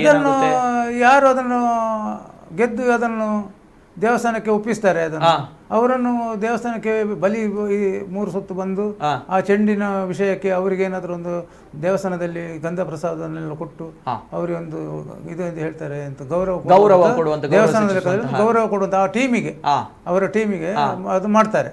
ಮಾಡಿ ಚೆಂಡನ್ನು ಅಲ್ಲೇ ದೇವಸ್ಥಾನದಲ್ಲಿ ಉಳಿಸಿಕೊಳ್ತಾರೆ. ಚೆಂಡನ್ನ ಯಾರಿಗೆ ಕೊಡ್ಲಿಕ್ಕಿಲ್ಲ. ಚೆಂಡನ್ನ ದೇವಸ್ಥಾನದಲ್ಲಿ ಮಾಳಿಗೆಯಲ್ಲಿ ಇಡ್ತಿದ್ರು, ದೇವಸ್ಥಾನದ ಎದುರಿನ ಗೋಪುರದ ಮಾಳಿಗೆಯಲ್ಲಿ ಇಡ್ತಿದ್ರು. ಈಗ ಅಲ್ಲೇ ದೇವಸ್ಥಾನದ ಸೈಡ್ ನಲ್ಲಿ ಒಂದು ಕಡೆ ಗೋಪುರದಲ್ಲಿ ಇಡ್ತಾರೆ. ಅದನ್ನು. ಹಾಗೆ ಹೌದು. ಚೆಂಡನ್ನ ಯಾರಿಗೆ ಕೊಡ್ಲಿಕ್ಕಿಲ್ಲ, ಎಲ್ಲೂ ಕೂಡ ಬಳಕೆ ಮಾಡ್ಲಿಕ್ಕಿಲ್ಲ. ಅದು ಲಾಸ್ಟ್ 5 ಚೆಂಡಿನ ದಿವಸ ಅದು ಲಾಸ್ಟ್ ಬಳಕೆ. ಆ ನಂತರ ಅಲ್ಲಿ ದೇವಸ್ಥಾನಕ್ಕೆ ಕೊಂಡು ಮುಟ್ಟಿಸಿದ ಮೇಲೆ ಅದನ್ನು ಯಾರು ಮುಟ್ಲಿಕ್ಕಿಲ್ಲ, ಮತ್ತೆ ಅದನ್ನು ಎಲ್ಲಿ ಕೊಂಡು ಹೋಗ್ಲಿಕ್ಕಿಲ್ಲ. ಅಲ್ಲಿ ಇರುವಂತ, ಅಲ್ಲೇ ಕ್ಷೇತ್ರದಲ್ಲಿ ಇರುವಂತದ್ದು. Okay okay okay. ಇದು ಚೆಂಡಿನ ಒಂದು ಸಂಪ್ರದಾಯದ ಪ್ರಕಾರ 5ನೇ ದಿನ ಕಳೆದ ನಂತರ ತದನಂತರ ಕ್ಷೇತ್ರದಲ್ಲೇ ಇರುವಂತದ್ದು ಪೊಳಲಿಯ ಚೆಂಡು. ತದನಂತರ ಯಾರಿಗೂ ಕೂಡ ಕೊಡ್ಲಿಕ್ಕಿಲ್ಲ ಮತ್ತು ಎಲ್ಲೂ ಕೂಡ ಹೋಗ್ಲಿಕ್ಕೂ ಕೂಡ ಇಲ್ಲ, ಕ್ಷೇತ್ರದಲ್ಲೇ ಇರುವಂತಹದ್ದು ಒಂದು ನಮ್ಮ ಸಂಪ್ರದಾಯ, ಆಚಾರ ವಿಚಾರಗಳು. ಜೊತೆಗೆ ಸರ್, ಈ ಒಂದು ಚೆಂಡು ಅಂತ ಬಂದಾಗ ಚರ್ಮದ ಚೆಂಡು ಅಂತ ತಾವು ಹೇಳಿದ್ರಿ, ಗಾಡಿ ಎತ್ತಿನ ಚರ್ಮದ ಅದು ಏನ್ ಸರ್, ಯಾವ ರೀತಿ ಬರುತ್ತೆ ಅದು, ಏನ್ ಕತೆ, ಎಲ್ಲಿಂದ ತರ್ತೀರಾ? ನಾವು ನಮಗೆ ಒಂದು ಎಷ್ಟು ಬೇಕಂತೇಳಿ ಒಂದು ಅಂದಾಜು ಇರ್ತದೆ. ಒಂದು 25 kg ಬೇಕಾಗ್ಬೋದು. 18 ಚೆಂಡು ಮಾಡಲಿಕ್ಕೆ 22 30 kg ಬೇಕಾಗ್ತದೆ. ತೆಳುವಾದರೆ ಸಣ್ಣ ಚೆಂಡುಗಳಿಗೆ ಸ್ವಲ್ಪ ಹಗುರದಲ್ಲಿ ಚರ್ಮ ಸಿಗ್ತದೆ. ಅಲ್ಲಿ ಏನಾಗ್ತದೆ ಅಂತ ಹೇಳಿದ್ರೆ, ಕೆಲವು ಅಂಗಡಿಯಲ್ಲಿ ದಪ್ಪ ಇರ್ತದೆ, ಅವರು ಕೊಟ್ಟದನ್ನು ನಾವು ತರಬೇಕಾಗ್ತದೆ, ಅವ್ರು ಹೇಳಿದ ರೇಟ್ ಕೊಡ್ಬೇಕಾಗ್ತದೆ. ಈ ತೆಳು ಚರ್ಮ ಆದ್ರೆ ಅದಕ್ಕೆ ಮತ್ತು ರೇಟ್ ಜಾಸ್ತಿ. ಅದ ಅವರು ಸಹ ಹಾಗೆ ಹೆಕ್ಕಿ ತೆಗಿಲಿಕ್ಕಿಲ್ಲ, ಅವ್ರು ಕೊಟ್ಟದನ್ನು ತರಬೇಕು. ಅವ್ರು ಕೊಟ್ಟದಂತ ತಂದ್ರೆ ಇಲ್ಲಿ ನಮಗೆ ಕೆಲಸಕ್ಕಾಗುದಿಲ್ಲ. ಅದು ಹೊಟ್ಟೆ ಅಡಿ ತೆಳು ಇರ್ತದೆ, ಬೆನ್ನು ದಪ್ಪ ಇರ್ತದೆ, ಅದು ಬೆನ್ನು ಬದಿ ದಪ್ಪ ಇರ್ತದೆ, ಹೊಟ್ಟೆ ಅಡಿ ತೆಳು ಇರ್ತದೆ, ಅದು ಇಲ್ಲಿ ಕೆಲಸ ಮಾಡಲಿಕ್ಕೆ ಬರುವುದಿಲ್ಲ. ಅದು ಏನಾಗ್ತದೆ ಅಂತ ಹೇಳಿದ್ರೆ, ಈ ಚೆಂಡು ಒಂದು ನಮೂನೆ ಈ ತಲೆಂಬು ಅಂತ ಹೇಳ್ತಾರೆ, ಆ ಟೈಪಿಗೆ ಬರ್ತದೆ ಅದು. ಅದು ಇದು ಉದ್ದ ಕುದ್ದಿ ಆಗ್ತದೆ. ಅದು 2 ಹಾಳೆ ಒಂದೇ ಟೈಪ್ ಇದ್ರೆ ಚೆಂಡು ಒಂದೇ ಲೆಕ್ಕ ಬರ್ತದೆ. ಒಂದು ಚೂರು ವ್ಯತ್ಯಾಸ ಆದ್ರೆ ಅದು ಎಂಥದೋ ಆಗಿ ಬೇರೆ ಆಗ್ತದೆ, ಹಾಗೆ ಆಗ್ತದೆ. ಹಾಗೆ ಅಲ್ಲಿ ಬೆಂಗಳೂರಿಗೆ ಹೋಗಿ ಶಿವಾಜಿನಗರ ಮುಂಚಿನ ದಿವಸ ರಾತ್ರಿಗೆ ಹೋಗುದು ರೈಲಲ್ಲಿ. ಅಲ್ಲಿ ಬೆಳಿಗ್ಗೆ ಒಂದು 8-8:30 ಟ್ರೈನ್ ಮುಟ್ತದೆ. ಅಲ್ಲಿ ಎಲ್ಲ ಹೋಗಿ ಸ್ವಲ್ಪ ಒಂದು ಫ್ರೆಶ್ ಆಗುದು, ಅಲ್ಲಿ ಎಲ್ಲ ಕಾಫಿ ಕುಡ್ದದ್ದೆಲ್ಲ ಮಾಡಿ ಅಲ್ಲಿ 11:30 ಅಂಗಡಿ ಓಪನ್ ಆಗುದು. ಅದಕ್ಕಿಂತ ಮೊದಲು ಅಂಗಡಿ ಓಪನ್ ಆಗುದಿಲ್ಲ. 11:30 ಅಲ್ಲಿ ಅವ್ರ ಅಂಗಡಿ ಬಾಗಿಲಿನಲ್ಲಿ ಕಾಯಬೇಕು. ಕಾದು ಅವರು ಬರುವಲ್ಲಿವರೆಗೆ 11:45 ಆಗ್ತದೆ, 12 ಆಗ್ತದೆ ಬರುವಾಗ. ಬಂದು ಅಲ್ಲಿ ಇಲ್ಲದಿದ್ರೆ ಮತ್ತೊಂದು ಅಂಗಡಿಗೆ ಹೋಗ್ಬೇಕು. ಅಲ್ಲಿ ಇಲ್ಲದ್ರೆ ಮತ್ತೊಂದು ಅಂಗಡಿ, ಒಂದು 8-10 ಅಂಗಡಿ ತಿರುಗುವಾಗ ಎಲ್ಲಿಯಾದ್ರೂ ಒಂದು ಕಡೆಯಲ್ಲಿ ಸಿಗ್ತದೆ. ಏನ್ ಮಾಡ್ತದೆ ಅಂತ ಹೇಳಿದ್ರೆ, ಅಲ್ಲಿ ಹೋಗ್ಬೇಕಾದ್ರೆ ಮೊದಲು ಇಲ್ಲಿ ಪೊಳಲಿಗೆ ಬಂದು ಭಟ್ರ ಹತ್ರ, ಮಾಧವ ಭಟ್ರ ಹತ್ರ ಮಾತಾಡಿ, ನಾವು ನಾಳೆ ಚೆಂಡಿಗೆ ಚರ್ಮ ತರಲಿಕ್ಕೆ ಹೋಗ್ತಿದ್ದೇವೆ, ನಮಗೆ ದೇವರ ಅನುಗ್ರಹಕ್ಕೆ ನೀವು ಪ್ರಸಾದ ಕೊಡ್ಬೇಕಂತ ಹೇಳಿದ್ರೆ ಅವ್ರು ಪ್ರಸಾದ ಕೊಡ್ತಾರೆ. ಆ ಪ್ರಸಾದವನ್ನು ನಾವು ಅಲ್ಲಿ ಹಿಡ್ಕೊಂಡು ಹೋಗ್ತೇವೆ. ಆಗ ಅಲ್ಲಿ ನಮ್ಗೆ ಅಂತ ಸಮಸ್ಯೆ ಏನು ಬರುವುದಿಲ್ಲ. ಅಲ್ಲಿ ದೇವರಿಗೆ ಬೇಕಾದ ಚೆಂಡು ನಮ್ಗೆ ಕಣ್ಣಿಗೆ ಫಸ್ಟಿಗೆ ಕಾಣ್ತದೆ ಅಲ್ಲಿ. ಅದನ್ನು ನಾವು ಎತ್ತಿ ಇಡ್ತೇವೆ. ಅದಕ್ಕೆ ಮತ್ತೆ ನಮಗೆ ಯಾವುದೆಲ್ಲ ಬೇಕು ಮಾಲುಗಳನ್ನೆಲ್ಲ ತೆಗೆದು ಹೆಕ್ಕಿ ಎಲ್ಲ ಅದನ್ನೆಲ್ಲ ಬಂಡಲ್ ಮಾಡಿ ತೂಕ ಮಾಡಿ ಮತ್ತೆ ರಾತ್ರಿಗೆ ಟ್ರೈನಲ್ಲಿ ಕೂತ್ರೆ ಮರು ದಿವಸ ಬೆಳಿಗ್ಗೆ ಮಂಗಳೂರಿಗೆ ಬಂಟ್ವಾಳಕ್ಕೆ ಬರ್ತದೆ. Okay okay okay. ಇದು ಬೆಂಗಳೂರು ಶಿವಾಜಿನಗರ ಬೆಂಗಳೂರಿಂದ ತರುವುದು. ಅಲ್ಲಿ ಗಾಡಿ ಎತ್ತಿನ ಇಂತಹ ಚರ್ಮದ ಒಂದು ಅಂಗಡಿಗಳು ಇರ್ತವೆ. ಅಂದ್ರೆ ಅಂಗಡಿಗಳು ತುಂಬಾ ಉಂಟು, ಅದೆಲ್ಲ ಮುಸ್ಲಿಮರ ಅಂಗಡಿಗಳೆಲ್ಲ. ಅದು ಯಾಕಂತ ಹೇಳಿದ್ರೆ, ಕೆಲವರು ಒಳ್ಳೆ ಮುಸ್ಲಿಮರು ಇದ್ದಾರೆ, ಏನು ತೊಂದರೆ ಇಲ್ಲ, ನಿಮ್ಗೆ ಬೇಕಾದ ಹೆಕ್ಕಿ ಕೊಂಡೋಗಿ ಅಂತ ಹೇಳಿ. ಕೆಲವರು ಮುಟ್ಟಬಾರದು, ಮುಟ್ಟಿದ್ರೆ ನೀವು ನಿಮ್ಗೆ ಬೇಕಾದ ತೆಗಿಲಿಕ್ಕೆ ಆಗುದಿಲ್ಲ, ಕೊಟ್ಟದನ್ನು ಕೊಂಡೋಗ್ಬೇಕು, ಹೀಗೆಲ್ಲ ಇದು ಮಾಡ್ತಾರೆ. ಅಲ್ಲ ಸ್ವಾಮಿ, ಅದು ಹೀಗೆ ಅದೆಲ್ಲ ನಮ್ಗೆ ಗೊತ್ತಿಲ್ಲ ರೀ, ಅದೆಲ್ಲ ಬೇಡ, ಆಗದಿದ್ರೆ ಹೋಗ್ರಿ, ಹೋಗಿ ಮುಂದೆ ಹೋಗಿ, ಆಗದಿದ್ರೆ ಬೇಡ ಅಂದ್ರೆ ಅವರು ಮರ್ಯಾದೆ ಕೊಡುದಿಲ್ಲ. ಅದಕ್ಕೊಂದು ವ್ಯವಸ್ಥೆ ಅಂತ ಅವ್ರಿಗೆ ಇದ್ರ ವಿಚಾರ ಗೊತ್ತಿಲ್ಲ. ವಿಚಾರ ಗೊತ್ತಿಲ್ಲ, ಅವರು ಬೇರೆ ಒಂದು ವ್ಯಾಪಾರದ ಟೈಪ್ ನಲ್ಲಿ ಅವರು ಮಾಡ್ತಾರೆ. ನಮ್ಗೆ ಅದೆಲ್ಲ ಸರಿ ಆಗುದಿಲ್ಲ, ಅದರಿಂದಾಗಿ ಒಂದು 10 ಅಂಗಡಿ ತಿರುಗಿ ಎಲ್ಲಿಯಾದ್ರೂ ಸಿಕ್ಕಿದ್ರೆ ಒಟ್ಟು ಮಾಡಿಕೊಂಡು, ಒಂದು ಅಂಗಡಿ ಸಿಕ್ಕಿದ್ರೆ 2-3 ಅಂಗಡಿಯಲ್ಲಿ ಸ್ವಲ್ಪ ತೆಕ್ಕೊಂಡು ಒಟ್ಟು ಮಾಡಿಕೊಂಡು ತರುದು ಅಲ್ವಾ. ಇದು ಪೊಳಲಿ ಚೆಂಡು ಅಂತ ಬಂದಾಗ, ಈ ಚೆಂಡು ಯಾವ ರೀತಿ ತಯಾರಿಕೆ ಮಾಡ್ತಾರೆ, ಪೂರ್ವ ಸಿದ್ಧತೆ ಯಾವ ರೀತಿ ಇರುತ್ತೆ, ಯಾವ ರೀತಿ ಗಾಡಿ ಎತ್ತಿನ ಚರ್ಮವನ್ನು ಆಯ್ಕೆ ಮಾಡಲಾಗುತ್ತೆ ಅನ್ನುವಂತಹ ಒಂದು ಪ್ರಕ್ರಿಯೆ ಬಗ್ಗೆ ತುಂಬ ಅದ್ಭುತವಾಗಿ ಹೇಳಿದರು. ಅಂದರೆ ಬೆಂಗಳೂರಿಗೆ ಹೋಗ್ತಾರೆ, ಅಲ್ಲಿ ಬೆಂಗಳೂರಲ್ಲಿ ಇರುವಂತಹ ಒಂದು ಅಂಗಡಿಗಳಲ್ಲಿ ಈ ಗಾಡಿ ಎತ್ತಿನ ಚರ್ಮ ಏನಿದೆ, ಈ ಚರ್ಮವನ್ನು ಆಯ್ಕೆ ಮಾಡಬೇಕು, ಯಾವುದು ಸರಿಯಾಗಿರುವಂತಹ ಆಯ್ಕೆ ಅನ್ನುವಂಥದ್ದು ಸಾಮಗವರಿಗೆ ಹೇಗೆ ಗೊತ್ತಾಗುತ್ತೆ ಅಂತ ಹೇಳಿದ್ರೆ, ತಾಯಿಯ ಒಂದು ಅನುಗ್ರಹ ಇರುತ್ತೆ ಅನ್ನುವಂತಹ ಮಾತುಗಳಲ್ವಾ ಸರ್? ಅದ್ಭುತ. ಅದೇ ರೀತಿ ತದನಂತರ ತಾವು ಊರಿಗೆ ಬರ್ತೀರಾ. ಊರಿಗೆ ಬಂದಾಗ ಈ ಚೆಂಡು ತಯಾರಿಕೆ ಕೆಲಸ ಒಂದು ಪ್ರಮುಖವಾಗಿರುವಂತಹ ಕೆಲಸ. ಯಾವಾಗ ಕೂತ್ಕೊಳ್ತೀರಾ ಚೆಂಡು ತಯಾರಿಕೆ ಮಾಡೋದಕ್ಕೆ? ಅವರು ನಿಜವಾಗಿ ದೇವಸ್ಥಾನದಿಂದ ಮೊದಲೆಲ್ಲ ಬಂದು ಪ್ರಸಾದ, ಅವರು ಮೊದಲು ಫಕೀರಣ್ಣ ಇರುವಾಗ ಅವರೊಂದು ಇಲ್ಲಿ ಪುತ್ತಿಗೆ ದೇವಸ್ಥಾನದಿಂದ ಪ್ರಸಾದ ತಂದು ಇಲ್ಲಿ ದಿವಸ ಇಟ್ಟ ಮೇಲೆ ನಮ್ಮ ಇಲ್ಲಿ ದೇವಸ್ಥಾನದಿಂದ ಹೇಳಿಕೆ ಅವರು ಕೊಟ್ಟು ಕಳಿಸ್ಲಿಕ್ಕೆ ಉಂಟು ನಮ್ಮ ಮನೆಗೆ. ಇಂಥ ದಿವಸ ಚೆಂಡು, ಇದು ಕಡೆ ಚೆಂಡು, ಇಂಥ ದಿವಸ ಪ್ರಥಮ ಚೆಂಡು, ಆ ಕಡೆ ಚೆಂಡು ಪ್ರಥಮ ಚೆಂಡು ವಿಷಯಕ್ಕೆ ನಾವು ನಿಮಗೆ ಇದು ಹೂ ಗಂಧ ಕೊಡಲಿಕ್ಕೆ ಬಂದದ್ದು, ಇದನ್ನು ನೀವು ಆದಷ್ಟು ಬೇಗ ತಯಾರಿಸಿ ಕೊಡ್ಬೇಕಂತೇಳಿ ನಮಗೆ ಹೇಳಿ ಹೋಗ್ತಾರೆ. ಬಂದು ದೇವರ ಪ್ರಸಾದ ಒಪ್ಪಿಸಿ ಹೋಗ್ತಾರೆ. ಅದರ ನಂತರ ನಾವು ಅದನ್ನು ಎಷ್ಟು ಅಗಲಕ್ಕೆ ಬರ್ತದೆ, ಎಷ್ಟು ಉದ್ದಕ್ಕೆ ಬರ್ತದೆ ಅಂತ ಅದನ್ನೆಲ್ಲ ಸ್ಕೆಚ್ ನೋಡಿಕೊಂಡು ಯಾವ್ದ್ರಲ್ಲಿ ಬರ್ತದೆ ಅದು ಅಂದ್ರೆ ಒಂದೇ ಲೆಕ್ಕ ಆಗಬೇಕು. ಅದರ ಹಾಳೆ ನಿಜ ಎರಡು ಒಂದರಲ್ಲಿ ಆಗುದಿಲ್ಲ. ಅದು ಎರಡು ಚರ್ಮದಿಂದ ಅದರ ಬೆನ್ನಿನ ಬದಿಯಲ್ಲಿ ಎಲ್ಲಿ ದಪ್ಪ ಬರ್ತದೆ ಅದನ್ನು ನೋಡಿಕೊಂಡು ಒಂದು ಹೊಟ್ಟೆ ಒಂದು ಬೆನ್ನಾದ್ರೆ ಅದು ಆಗುದಿಲ್ಲ. ಎರಡು ಬೆನ್ನಿನ ಬದಿಯೇ ಆಗಬೇಕು. ಓಕೆ, ಆ ಎರಡು ಸೊಂಟದ ಬದಿಯೇ ಆಗಬೇಕು, ಎದುರು ಆಗುದಿಲ್ಲ. ಅದಕ್ಕೆಲ್ಲ ಇದು ಉಂಟು. ಆ ಲೆಕ್ಕಾಚಾರಕ್ಕೆ ಒಂದು ಎಲ್ಯುಮಿನಿಯನ್ದು ಒಂದು ಇದು ಮಾಡಿದ್ದೇನೆ. ಅದಕ್ಕೆ ಅಳತೆಗೆ ಒಂದು ಸ್ಕೆಚ್ಗೆ ಒಂದು ತಗಡು ಮಾಡಿದ್ದೇವೆ. ಎಲ್ಯುಮಿನಿಯನ್ ಬೆನ್ನಿನ ಬದಿ ಅಂತ ಹೇಳಿದ್ರೆ, ಬೆನ್ನಿನ ಬದಿ ಅಂತ ಹೇಳಿದ್ರೆ ನಾವು ನೋಡಿ ಇಲ್ಲಿಗೆ ಅಂತ ಹೇಳ್ತೇವೆ. ಸರಿ, ಇಲ್ಲಿಗೆ ಇಲ್ಲಿ ಬಂದಾಗ ಅದು ಮೆದುವಾಗ್ತದೆ. ಇಲ್ಲಿ ಬರುವಾಗ ಅದು ಅದರದ್ದು ಮೆದುವಾಗ್ತದೆ. ಇಲ್ಲಿ ಈ ಬದಿ ಇರುವಾಗ ಇಲ್ಲಿ ದಪ್ಪ. ಅಂದ್ರೆ ತಾವು ಹೇಳುವಂತದ್ದು ಆ ಚರ್ಮ, ಗಾಡಿ ಎತ್ತಿನ ಚರ್ಮ, ಬೆನ್ನಿನ ಭಾಗದಲ್ಲಿ ಚರ್ಮ ಇದಕ್ಕೆ ಸೂಕ್ತವಾಗಿರುವಂತಹ ಆಯ್ಕೆ ಅಲ್ವಾ? ಅಲ್ವಾ, ಸರಿ. ಹೊಟ್ಟೆ ಅಡಿ ಆಗುದಿಲ್ಲ, ಹೊಟ್ಟೆ ಅಡಿ ಇರ್ತದೆ, ಸೈಡ್ ಆಗುದಿಲ್ಲ. ಹಾಗೆ ಅದು ಸೊಂಟ ಎಲ್ಲಿ ಬರ್ತದೆ ಅದೇ ಆಗ್ಬೇಕು. ಅದು ಆ ಕಡೆದು ಸೊಂಟ ಸಾಕಬೇಕು, ಈ ಕಡೆದು ಸೊಂಟ ಸಾಕಬೇಕು. ಹಾಗೆ ಆ ಸೊಂಟದ ಭಾಗವನ್ನೇ ಕಟ್ಟು ಮಾಡಿಕೊಂಡು ಅದಕ್ಕೆ ಬೇಕಾದದನ್ನೆಲ್ಲ ನಮಗೆಲ್ಲ ನಾವು ಬರಾರಿ ಅಂತ ಹೇಳ್ತೇವೆ. ಬರಾರಿ ಅಂದರೆ ಅದು ಸಟಕ. ಆ ಸಟಕದಲ್ಲಿ ಒದ್ದೆ ಮಾಡಿ ಅದನ್ನು ತಿಕ್ಕಬೇಕು. ಯಾಕಂತ ಹೇಳಿದರೆ ಅದು ಎತ್ತರ ತಗ್ಗಿರ್ತದೆ. ಮತ್ತು ಅದರಲ್ಲಿ ಸ್ವಲ್ಪ ಒಳಗೆಯಿಂದ ಸ್ವಲ್ಪ ಮೆದು ಏನೋ ಇದು ಇರ್ತದೆ, ಅದನ್ನೆಲ್ಲ ಕೆತ್ತಿ ತೆಗಿಲಿಕ್ಕುಂಟು. ಖಾಲಿ ಚರ್ಮ ಮಾತ್ರ ಉಳಿಬೇಕು, ಬೇರೆ ಒಳಗೆಯಿಂದ ಎಂತ ಉಳಿಲಿಕ್ಕಿಲ್ಲ. ಅದನ್ನೆಲ್ಲ ಕೆತ್ತಿ ತೆಗೆದು ಆ ನಂತರ ಅದಕ್ಕೆ ತೂತು ಮಾಡೋದು. ಸುತ್ತ ಒಂದು ಪಂಚೆ ಅಂತ ಬರ್ತದೆ. ಆ ಪಂಚಿಗೆ ಅದನ್ನು ಆಚೆಗಳು ಉಳಿ ಇಟ್ಟು ಹಿಡಿದು ಕೊಡ್ತಾರಲ್ಲ, ಹಾಗೆ ಕೊಟ್ಟಿಕೊಂಡು ಅದನ್ನು ತೂತು ತೆಗಿಬೇಕು. ತೂತು ತೆಗೆದು ಒಂದು ಚರ್ಮವನ್ನು ಈಗ ತಂದ ತುಂಬ ಚರ್ಮದಲ್ಲಿ ಒಂದು ಚರ್ಮ ಅದನ್ನು ಹೊಲಿಗೆಗೆ ಅಂತ ಮಾಡ್ತೇವೆ ನಾವು. ಅದು ಉದ್ದಕ್ಕೆ ಬರಬೇಕು, ಅದು ಹೊಲಿಗೆ, ಅದು ಜಾಯಿಂಟ್ ಮಾಡಲಿಕ್ಕಿಲ್ಲ. ಅದು ಉದ್ದಕ್ಕೆ ಅದನ್ನು ಉದ್ದಕ್ಕೆ ಒಂದು ಬೆರಳಿನ ಅಗಲದಷ್ಟು ಅದನ್ನು ಕಟ್ಟು ಮಾಡಿಕೊಂಡು ಈ ತೂತು ತೆಗೆದದ್ದಕ್ಕೆ ಒಂದಕ್ಕೆ ಒಂದನ್ನು ಈಗ ಹಿಂಬದಿ ಮಾಡಿಕೊಂಡು, ಈಗ ಎದುರು ಬದಿ ಅಲ್ಲ ಹಿಂಬದಿ ಮಾಡಿಕೊಂಡು ಹೊಲಿತಾ ಬರಬೇಕು. ಮತ್ತೆ ಅದನ್ನು ಉಲ್ಟಾ ಮಾಡುವುದು. ಮತ್ತೆ ಉಲ್ಟಾ ಮಾಡ್ಲಿಕ್ಕೆ ಅಷ್ಟು ಸುಲಭ ಇಲ್ಲ. ಅಂದ್ರೆ ದಪ್ಪ ಚರ್ಮ ಅಷ್ಟು ಉಲ್ಟಕ್ಕೆ ಬರುವುದಿಲ್ಲ. ಅದಕ್ಕೆ ಏನ್ ಮಾಡ್ತೇವೆ ಅಂದ್ರೆ ಅರ್ಧಕ್ಕೆ ಮಾತ್ರ ನಾವು ಹೊಲಿತೇವೆ, ಮತ್ತೆ ಉಲ್ಟಾ ಮಾಡಿ ತುಂಬಿಸಿ ಆ ನಂತರ ಹೊಲಿದುಕೊಂಡು ಬರ್ತೇವೆ ಅಲ್ವಾ? ತಾವು ಹೇಳಿದ್ರಿ ಅತಿ ಸೂಕ್ಷ್ಮವಾಗಿರುವಂತಹ ಆಯ್ಕೆ ಬೇಕು ಚೆಂಡು ಮಾಡುವಂತದ್ದು, ತಮಾಷೆಯ ವಿಚಾರ ಅಲ್ಲ ಅಲ್ವಾ? ನಿಜ ನಿಜ ಸರ್. ಇನ್ನೊಂದ್ ಕಡೆ ಇಂದು ನಮ್ಮ ಸಂಪ್ರದಾಯ ಆಚಾರ ವಿಚಾರಗಳ ಪ್ರಕಾರ ಬಂದಾಗ ಪೊಳಲಿ ಚೆಂಡು ಅಂತ ಬಂದಾಗ ನಾವುಗಳು ಅಷ್ಟೇ ಶ್ರದ್ಧಾ ಭಕ್ತಿಯಿಂದ ಆಚರಣೆ ಮಾಡ್ತೇವೆ ಒಂದು ಸಂಪ್ರದಾಯ ಸಂಸ್ಕಾರವನ್ನ.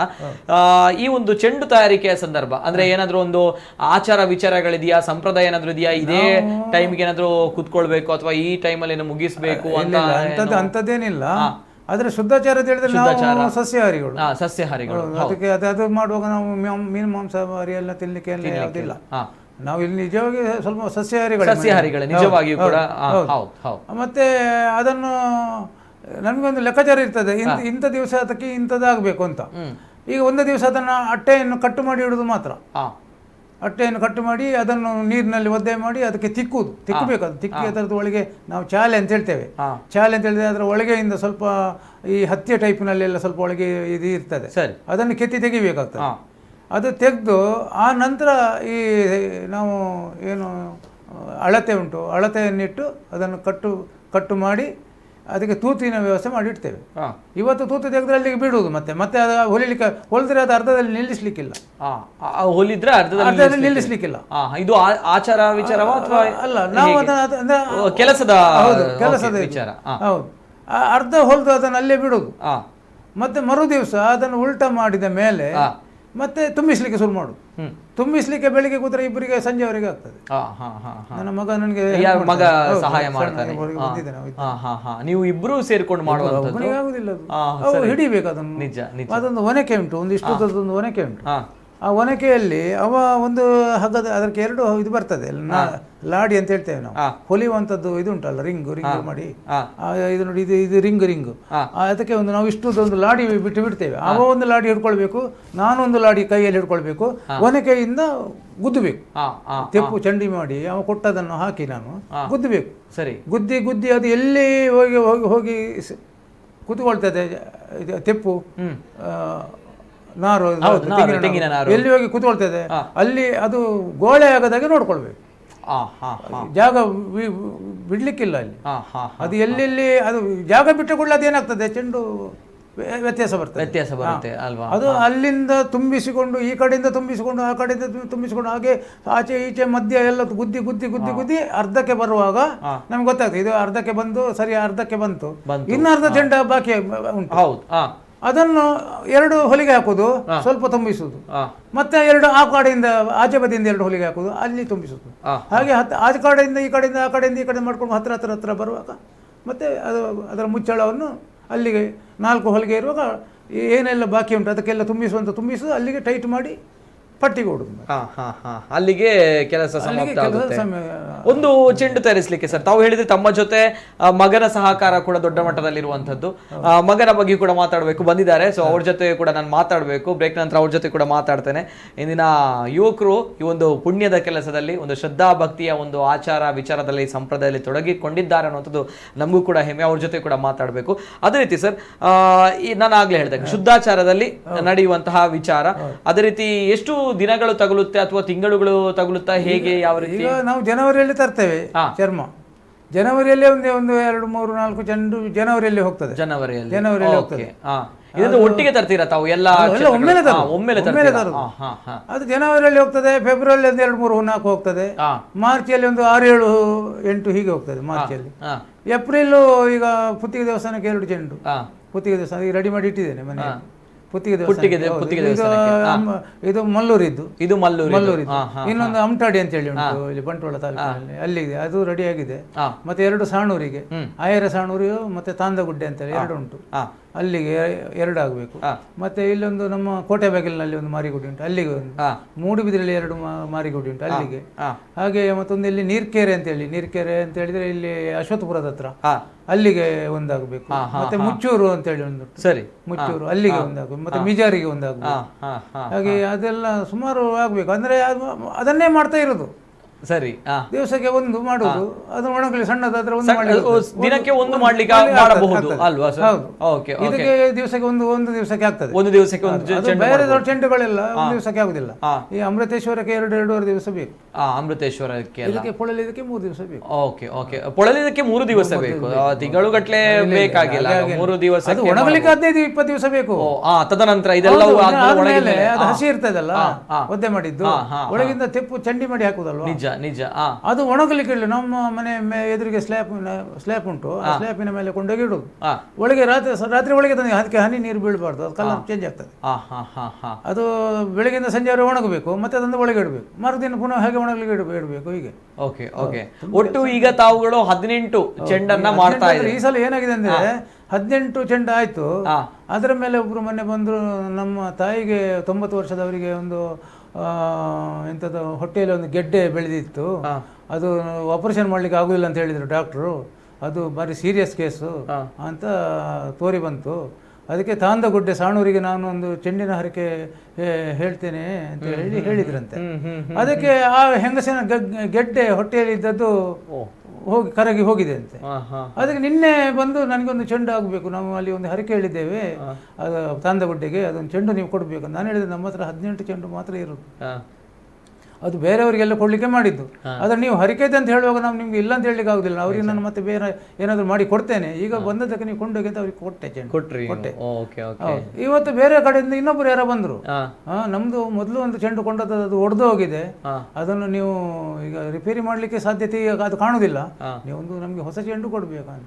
ಆಯ್ತು ಅಂತ ಹೇಳಿದೆ. ಇವತ್ತೊಂದು ಒಬ್ಬರು ಒಂದು ಚೆಂಡು ಹಚ್ಚಿಕೊಂಡು, ಹಾಗೆ ಈ ಸಲ 18, 2, 20. ಈ ಹಿಂದೆ 18 ಚೆಂಡುಗಳಂತ ತಾವು ತಯಾರು ಮಾಡ್ತಾ ಇದ್ರಿ, ಇದೀಗ 20 ಚೆಂಡುಗಳನ್ನು ತಯಾರು ಮಾಡುವಂತಹ ಒಂದು ಪುಣ್ಯದ ಕೆಲಸ ನಮ್ಮ ಪದ್ಮನಾಭ ಅವರಿಗೆ ಸಿಕ್ಕಿದೆ. ನಿಜವಾಗ್ಲೂ ಕೂಡ ಹೆಮ್ಮೆಯಾಗುತ್ತೆ. ಒಂದು ವಿಚಾರವನ್ನು ಕೂಡ ಹೇಳಿದ್ರು, ನಮ್ಮ ತುಳುನಾಡು ಅಂತ ಬಂದಾಗ ಇದೇ ರೀತಿ ಶ್ರದ್ಧಾ ಭಕ್ತಿಯಿಂದ ದೇವರಿಗೆ ನಾವು ಹರಕೆಯನ್ನ ಬೇಡಿಕೊಂಡ್ರೆ ಆ ದೇವರು ಅದನ್ನ ಈಡೇರಿಸ್ತಾರೆ ಅನ್ನುವಂತಹ ಒಂದು ನಂಬಿಕೆ. ಆ ನಂಬಿಕೆಗೆ ಅದೆಷ್ಟೋ ಸ್ಫೂರ್ತಿ ಕೊಡುವಂತಹ ಅದೆಷ್ಟೋ ವಿಚಾರಗಳು ನಮ್ಮ ಕರಾವಳಿ ಭಾಗದಲ್ಲಿ ತುಳುನಾಡಿನಲ್ಲಿ ನಡೆದಿರುವಂಥದ್ದು.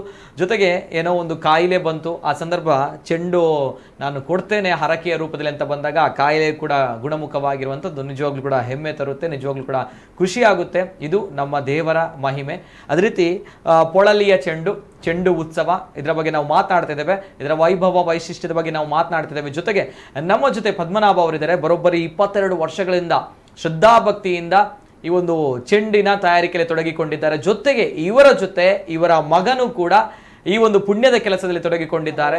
ಅದೇ ರೀತಿ ಪದ್ಮನಾಭ ಅವ್ರ ಜೊತೆ ನಾನು ಮಾತುಕತೆ ಮಾಡ್ತಾ ಇದ್ದೇನೆ. ಜೊತೆಗೆ ಈಗ ನಮ್ಮ ಜೊತೆ ಇದ್ದಾರೆ ಪದ್ಮನಾಭ ಅವರ ಮಗ ರಾಕೇಶ್ ಅವರು. ಅಂದ್ರೆ ಪದ್ಮನಾಭ ಅವರು ಈ ಕೆಲಸವನ್ನ ಏಕಾಂಗಿಯಾಗಿ ಮಾಡ್ಲಿಕ್ಕೆ ಸಾಧ್ಯವೇ ಇಲ್ಲ ಅನ್ನುವಂತಹ ವಿಚಾರ ಅಷ್ಟೇ ಸತ್ಯವಾಗಿರುವಂಥದ್ದು. ಅವರ ಜೊತೆ ಅವರಿಗೆ ಬೆನ್ನೆಲುಬಾಗಿ ಅವರ ಹೆಗಲಿಗೆ ಸಹಾಯವನ್ನ ನೀಡ್ತಾ ಇರುವಂಥದ್ದು ಅವರ ಮಗ. ಸೊ ರಾಕೇಶ್ ಅವರಿಗೆ ಕಾರ್ಯಕ್ರಮಕ್ಕೆ ಸ್ವಾಗತ ಸರ್. ಹೇಗಿದ್ದೀರಾ ರಾಕೇಶ್ ಅವರು? ಓಕೆ, ಖುಷಿ ಆಯ್ತು ಕೇಳುವಾಗ. ಯಾಕಂದ್ರೆ ತಂದೆಯವರ ಜೊತೆ ನಾನು ಮಾತಾಡ್ತಿದ್ದಾಗ ಅವ್ರು ಹೇಳಿದ್ರು ನನ್ನ ಜೊತೆ ನನ್ನ ಮಗನೂ ಕೂಡ ಸಹಾಯ ಮಾಡ್ತಾ ಇದ್ದಾನೆ ಅನ್ನುವಂಥದ್ದು ಖುಷಿಯ ವಿಚಾರ. ಯಾಕಂದ್ರೆ ನಮ್ಮ ಯುವಕರು ಈ ಒಂದು ಸಂಪ್ರದಾಯ ಸಂಸ್ಕಾರವನ್ನ ಉಳಿಸಿ ಬೆಳೆಸುವಂತಹ ವಿಚಾರದಲ್ಲಿ ತಾವಿದ್ದೀರಾ ಅಂತ ಬಂದಾಗ ಖುಷಿ ಆಗುತ್ತೆ. ರಾಕೇಶ್ ಅವರು ಅಂದ್ರೆ 22 ವರ್ಷಗಳಿಂದ ತಮ್ಮ ತಂದೆಯವರು ಮಾಡ್ತಾ ಇದ್ದಾರೆ ಈ ಕೆಲಸ ಕಾರ್ಯ. ತಾವು ಯಾವಾಗದಿಂದ ಅವರಿಗೆ ಸಹಾಯವನ್ನ ಮಾಡ್ಲಿಕ್ಕೆ ಶುರು ಮಾಡಿದ್ರಿ?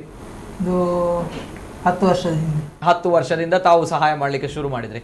ಈ ಪೊಳಲಿ ತಾಯಿ ರಾಜರಾಜೇಶ್ವರಿ ಮಾತೆ, ಈ ಮಾತೆಯ ಒಂದು ಸೇವೆ ಮಾಡುವಂತಹ ಪುಣ್ಯ ಎಲ್ಲರಿಗೂ ಕೂಡ ಸಿಗಲ್ಲ, ಭಾಗ್ಯ ಎಲ್ಲರಿಗೂ ಕೂಡ ಸಿಗಲ್ಲ, ತಮ್ಗಳಿಗೆ ಸಿಕ್ಕಿದೆ ಅನ್ನುವಂಥದ್ದು ಏನ್ ಹೇಳ್ತೀರಾ ಸರ್? ಅಂದ್ರೆ ಚೆಂಡು ಅದು ಪ್ರಸಿದ್ಧ, ನಮ್ಗೆ ಸಿಕ್ಕಿದೆ, ಸಂತೋಷ ಆಗಿದೆ. ನಿಜ ನಿಜ ಅಲ್ವಾ? ತಾವೇನಾದ್ರೂ ಚೆಂಡನ್ನು ಕುಟ್ಟಿದ್ದೀರಾ ಇಷ್ಟವರೆಗೆ? ಇಲ್ಲ ಇಲ್ಲ, ಒಂದು ಬಾರಿಯೂ ಕೂಡ. ಅದಾಗೆ ನಮ್ಮ ಪದ್ಮನಾಭ ಅವ್ರ ಜೊತೆ ಕೇಳ್ಬೇಕು, ತಾವು ಚೆಂಡನ್ನು ಕುಟ್ಟಿದ್ದೀರಾ ಸರ್? ಒಂದು ಬಾರಿಯೂ ಕೂಡ ಕುಟ್ಲಿಲ್ಲ.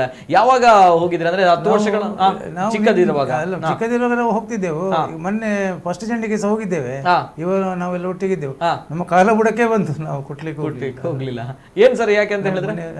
ಏನಂತ ಹೇಳಿದ್ರೆ ಯಾಕೆ ಕುಟ್ಲಿಲ್ಲ ಅಂತ ಹೇಳಿದ್ರೆ ಕೇಳಬಹುದು ಕುತೂಹಲದಿಂದ. ನಾವೇ ಮಾಡಿದ್ರೆ ನಾವು ಕುಟ್ಟಬಾರ್ದು. ಓಕೆ ಓಕೆ ಓಕೆ, ಸರಿ, ನಮ್ಮ ನಂಬಿಕೆಗಳು ಅಲ್ವಾ ಸರ್? ಜೊತೆಗೆ ಖುಷಿ ಆಗುತ್ತೆ ಸರ್. ಇದೀಗ ತಾವು ಆಗ್ಲೇ ಹೇಳಿದ್ರಿ 18 ಕ್ಷೇತ್ರಗಳಿಗೆ ಈ ಹಿಂದೆ ತಾವು ಚೆಂಡನ್ನ ಮಾಡಿ ಕೊಡ್ತಾ ಇದ್ರಿ. ಈಗ 20 ಚೆಂಡುಗಳು ಆಗಿದೆ. ಅಂದ್ರೆ ಹರಕೆಯ ರೂಪದಲ್ಲಿ 2 ಚೆಂಡುಗಳು ಜಾಸ್ತಿಯಾಗಿ ಹೆಚ್ಚುವರಿಯಾಗಿ ಈ ಬಾರಿ ಬಂದಿದೆ ಅನ್ನುವಂಥದ್ದು. ತಾವು ಹೇಳಿದಾಗ ಒಂದು ಹರಕೆಯ ರೂಪದ ಚೆಂಡುಗಳು ಅಂದ್ರೆ ನಾವು ಪೊಳಲಿ ಚೆಂಡು ಗಾತ್ರ ತುಂಬಾನೇ ದೊಡ್ಡದಾಗಿರುತ್ತೆ. ತಾವು ಮಾಡುವಂತಹ ಎಲ್ಲಾ ಚೆಂಡುಗಳಲ್ಲಿ ಪೊಳಲಿಯ ಚೆಂಡಿನ ಗಾತ್ರ ಅತ್ಯಂತ ದೊಡ್ಡದಾಗಿರುವಂತಹ ಗಾತ್ರ. ತದನಂತರ ಬರುವಂತದ್ದು ಅಮೃತೇಶ್ವರ ದೇವಾಲಯದ ಒಂದು ಗಾತ್ರ.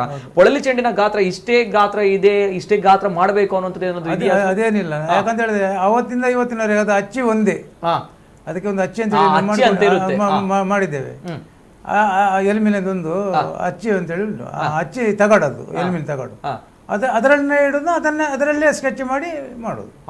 ಅದನ್ನೇ ಅದು ಪ್ರತಿ ವರ್ಷ ಅದೇ ಒಂದೇ ಅಚ್ಚಿ. ಅದಕ್ಕೆ ಅದು ಈ ಕಡೆಗೆ ಸಾಕ್ತದೆ, ಈ ಬದಿಗೆ ಸಾಕ್ತದೆ, 2 ಕಡೆ ತೆಗಿಲಿಕ್ಕೆ ಆಗ್ತದೆ.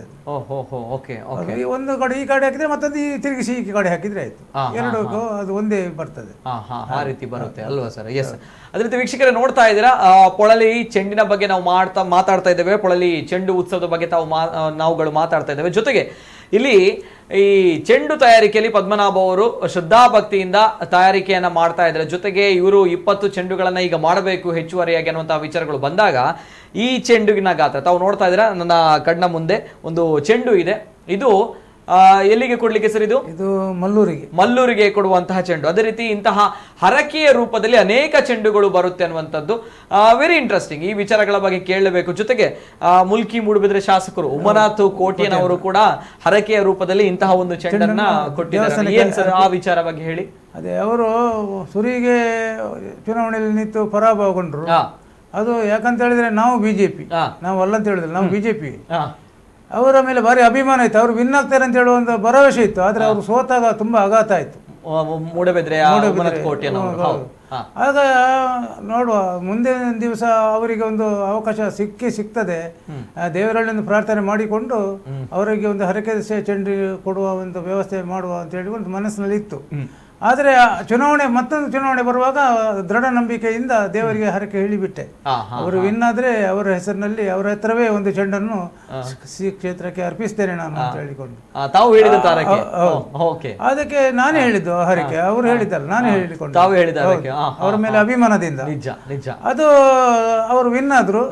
ಅವರ ಹತ್ರ ವಿಷಯ ತಿಳಿಸಿದೆ, ಅವರು ಅದಕ್ಕೆ ಒಪ್ಪಿದ್ರು. ದೇವಸ್ಥಾನಕ್ಕೆ ಬಂದು ದೇವಿಗೆ ಚೆಂಡನ್ನು ಅರ್ಪಣೆ ಮಾಡಿ ಅವರಿಗೆ ತುಂಬಾ ಖುಷಿ ಆಯ್ತು. ಇಂಥ ಒಬ್ಬ ಹುಡುಗ ಇಂಥ ನಮ್ಮ ಕ್ಷೇತ್ರದಲ್ಲಿ ಇದ್ದಾನಲ್ಲ ಅಂತ ಹೇಳಿಕೊಂಡು ಬೆನ್ನು ತಟ್ಟಿದ್ರು. ನಿಜ ನಿಜ ಖುಷಿ ಆಯ್ತು ಸರ್, ನನಗೂ ಕೂಡ ಆಶ್ಚರ್ಯ ಆಯ್ತು ಕೇಳುವಾಗ ಈ ಒಂದು ವಿಚಾರ. ನಮ್ಮ ನಂಬಿಕೆಗಳು, ನಮ್ಮ ಆಚಾರ ವಿಚಾರಗಳು. ಲೋಕಸಭಾ ಸದಸ್ಯರಾದ ನಳಿನ್ ಕುಮಾರ್ ಕಟೀಲ್ ರವರನ್ನು ವಿನ್ ಆಗ್ಬೇಕು, ಅವರೇ ವಿನ್ ಆಗ್ಬೇಕು ಅಂತ ಹೇಳಿಕೊಂಡು ಭಾರಿ ಆಶೆಯಿಂದ ಅವರಿಗೆ ಅವರು ವಿನ್ ಆದ್ರೆ ಒಂದು ಚೆಂಡು ಕೊಡ್ತೇನೆ ಅಂತ ಹೇಳಿ ಅದನ್ನು ರೆಡಿ ಮಾಡಿ ಇಟ್ಟಿದ್ದೇನೆ. ಅವರಿಗೂ ನನಗೂ ಅದಕ್ಕೆ ಸಮಯವೇ ಬರಲಿಲ್ಲ ಕೊಡಲಿಕ್ಕೆ. ನಮ್ಮ ಬ್ಯಾಂಕ್ MCS ಬ್ಯಾಂಕಿನ ಒಂದು ಕಾರ್ಯಕ್ರಮಕ್ಕೆ ಮೊನ್ನೆ ಬಂದಿದ್ರು. ಹೇಳಿದೆ, ಸ್ವಾಮಿ ಹೀಗೀಗ ಒಂದು ನಾನು ಚೆಂಡು ನಿಮ್ಮ ಹೆಸರಲ್ಲಿ ರೆಡಿ ಮಾಡಿ ಇಟ್ಟಿದ್ದೇನೆ, ಅದನ್ನು ಅರ್ಪಿಸ್ಲಿಕ್ಕೆ ಉಂಟು ಅಂತ ಹೇಳಿ ನನ್ನ PA ಅವರಿಗೆ ಹೇಳಿ ಮತ್ತೆ ಉಮ್ಮನಾಥ್ ಕೋಟೆಲ್ರಿಗೂ ತಿಳಿಸಿ ಅವರು ನಾನು ಬಂದಾಗ ಅದನ್ನು ಅರ್ಪಿಸ್ತೇನೆ ಅಂತ ಹೇಳಿದ್ದಾರೆ. ಓಕೆ, ನಳಿನ್ ಕುಮಾರ್ ಕಟೀಲ್ ಅವರು ಬಿಜೆಪಿ ರಾಜ್ಯಾಧ್ಯಕ್ಷರು, ದಕ್ಷಿಣ ಕನ್ನಡ ಜಿಲ್ಲೆಯ ಸಂಸದರು.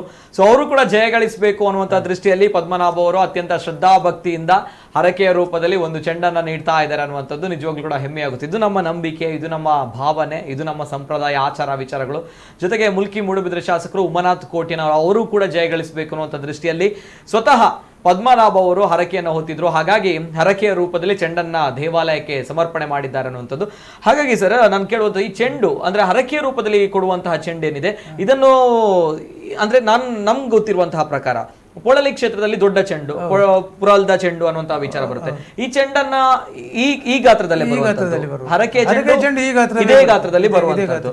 ಇದನ್ನ ದೇವಾಲಯಕ್ಕೆ ಯಾವ ಕಾಲಘಟ್ಟದಲ್ಲೂ ಕೂಡ ನಾವು ಸಮರ್ಪಣೆ ಮಾಡಬಹುದಾ? ಅದಕ್ಕೆ ಸಮಯ ನಿಗದಿ ಇಲ್ಲ. ಅದಕ್ಕೆ ಅದು ಒಳ್ಳೆ ದಿನ ನೋಡಿ ಯಾವಾಗ ಸಹ ಕೊಡ್ಬೋದು. ಯಾಕಂದ್ರೆ ನಾವು ಯಾರಿಗೆ ಹರಕೆ ಹೇಳಿರ್ತೇವೆ ಅವರಿಗೆ ಪುರ್ಸತ್ ಬೇಕು, ಅವರಿಗೆ ಸಮಯ ಬೇಕು. ಅವರು ನಮ್ಮ ಸಮಯಕ್ಕೆ ಅವರು ಸಿಗುದಿಲ್ಲ, ಅವರ ಸಮಯಕ್ಕೆ ನಾವು ಸಿಗುದಿಲ್ಲ. ಅವರು ಯಾವ ಒಪ್ತಾರ ಆ ದಿವಸಕ್ಕೆ ನಾವು ರೆಡಿ ತಯಾರಾದ್ರೆ ನಿಜ. ಇದನ್ನ ದೇವಿಯ ಮುಂದೆ ಇಟ್ಟು ಪೂಜೆ ಮಾಡುವಂತ ಅಲ್ಲಿ ದೇವಸ್ಥಾನಕ್ಕೆ ಕೊಂಡೋಗಿ ಅದಕ್ಕೆ ಮಲ್ಲಿಗೆ ಹೂ, ಒಂದು 101 ರೂಪಾಯಿ ಕಾಣಿಕೆ, ಹಣ್ಣು ಕಾಯಿ ಇದನ್ನೆಲ್ಲ ಇಟ್ಟು ದೇವರ ಬಾಗಿಲ ಹತ್ರ ಇಟ್ಟು ಪ್ರಾರ್ಥನೆ ಮಾಡಿಕೊಂಡು ಏನು ಯಾವುದಕ್ಕೆ ಹೇಳಿದ್ದು ಯಾವ ವಿಚಾರ ಅಂತ ಹೇಳಿ ಭಟ್ರು ಕೇಳ್ತಾರೆ. ಅದಕ್ಕೆ ನಾವು ಇಂತಿಂತ ವಿಚಾರಕ್ಕೆ ನಾವು ಹೇಳಿದ್ದೇವೆ ಅಂತ ಹೇಳಿಕೊಂಡು ಅದನ್ನು ದೇವಿಯರಿಗೆ ಅರ್ಪಿಸಿ ಮತ್ತೆ ಕೊಂಡೋಗಿ ಅದನ್ನು ಅವರ ಆಫೀಸ್ ಕೊನೆಯಲ್ಲಿ ಇಡ್ತಾರೆ. ಅವ್ರಿಗೆ ಏನ್ ಮಾಡಿದ್ದೇನೆ ಅಂತ ಹೇಳಿದ್ರೆ ನಾನು ಗ್ಲಾಸ್ ಇದ್ದು ಅದಕ್ಕೆ ಕವರ್ ಮಾಡಿದ್ದೇನೆ. ಚೆಂಡನ್ನು ಒಳಗೆ ಇಟ್ಟು ಚೆಂಡಿನ ಹೊರಗಿಂದ ಗ್ಲಾಸಿನ ಕವರ್ ಮಾಡಿ ಕವಚ ಮಾಡಿ ಉಮ್ಮನಾಥ್ ಕೋಟ್ಯಾನವರಿಂದ ಅರ್ಪಣೆ ಅಂತ ಹೇಳಿಕೊಂಡು ಶ್ರೀದೇವಿಗೆ ಅಂತ ಹೇಳಿ ಅದಕ್ಕೆ ಬರಹ ಮೂಲಕ ಬರೆಸಿ ಕೊಡಿಸಿದ್ದೇನೆ. ಇದು ನಮ್ಮ ನಂಬಿಕೆಗಳು. ಹರಕೆಯ ರೂಪದಲ್ಲಿ ದೇವಿಗೆ ಒಂದು ಚೆಂಡನ್ನ ಸಮರ್ಪಣೆ ಮಾಡ್ತೇವೆ ಅಂತ ಬಂದಾಗ ನಮ್ಮ ಇಷ್ಟಾರ್ಥಗಳು ಎಲ್ಲವೂ ಕೂಡ ಸಿದ್ಧಿ ಆಗುತ್ತೆ, ವೃದ್ಧಿ ಆಗುತ್ತೆ ಅನ್ನುವಂತಹ ಒಂದು ನಂಬಿಕೆ. ಆ ನಂಬಿಕೆಗೆ ನಮ್ಮ ಕಣ್ಣ ಮುಂದೆ ನಡೆಯುವಂತಹ ಅದೆಷ್ಟೋ ಘಟನೆಗಳು, ಸನ್ನಿವೇಶಗಳು ಸಾಕ್ಷಿಯಾಗಿರುವಂತದ್ದು ನಿಜವಾಗ್ಲೂ ಕೂಡ ಹೆಮ್ಮೆ ಆಗುತ್ತೆ. ಇದು ನಮ್ಮ ತುಳುವರ ಒಂದು ಶ್ರೀಮಂತವಾಗಿರುವಂತಹ ನಂಬಿಕೆ, ಆಚಾರ ವಿಚಾರಗಳು. ಹಾಗೆ ಪೊಳಲಿ ಚೆಂಡು ಅಂತ ಬಂದಾಗ ಗಾತ್ರದಲ್ಲಿ ತುಂಬಾ ದೊಡ್ಡದಾಗಿರುತ್ತೆ. ಅದನ್ನ ಮೈದಾನದಲ್ಲಿ ಅನೇಕ ಯುವಕರು ಅದನ್ನ ಕುಟ್ಟುವಂತಹ ಒಂದು ನಾವು ಘಟನೆಗಳನ್ನ ಕುಟ್ಟುವಂತಹ ಒಂದು ಅದ್ಭುತವಾಗಿರುವ ದೃಶ್ಯಗಳನ್ನು ಕೂಡ ನಾವು ನೋಡ್ತೇವೆ. ಯಾವ ರೀತಿ ಈ ಒಂದು ಪೊಳಲಿ ಚೆಂಡು ನಡೆಯುತ್ತೆ, ಯಾವ ರೀತಿ ಯುವಕರು ಒಟ್ಟಾಗಿ ಒಂದು ಚೆಂಡನ್ನ ಕುಟ್ತಾರೆ, ಒಂದು ವಿಜುವಲ್ಸ್ ಬರ್ತಾ ಇದೆ, ನೋಡ್ಕೊಂಡು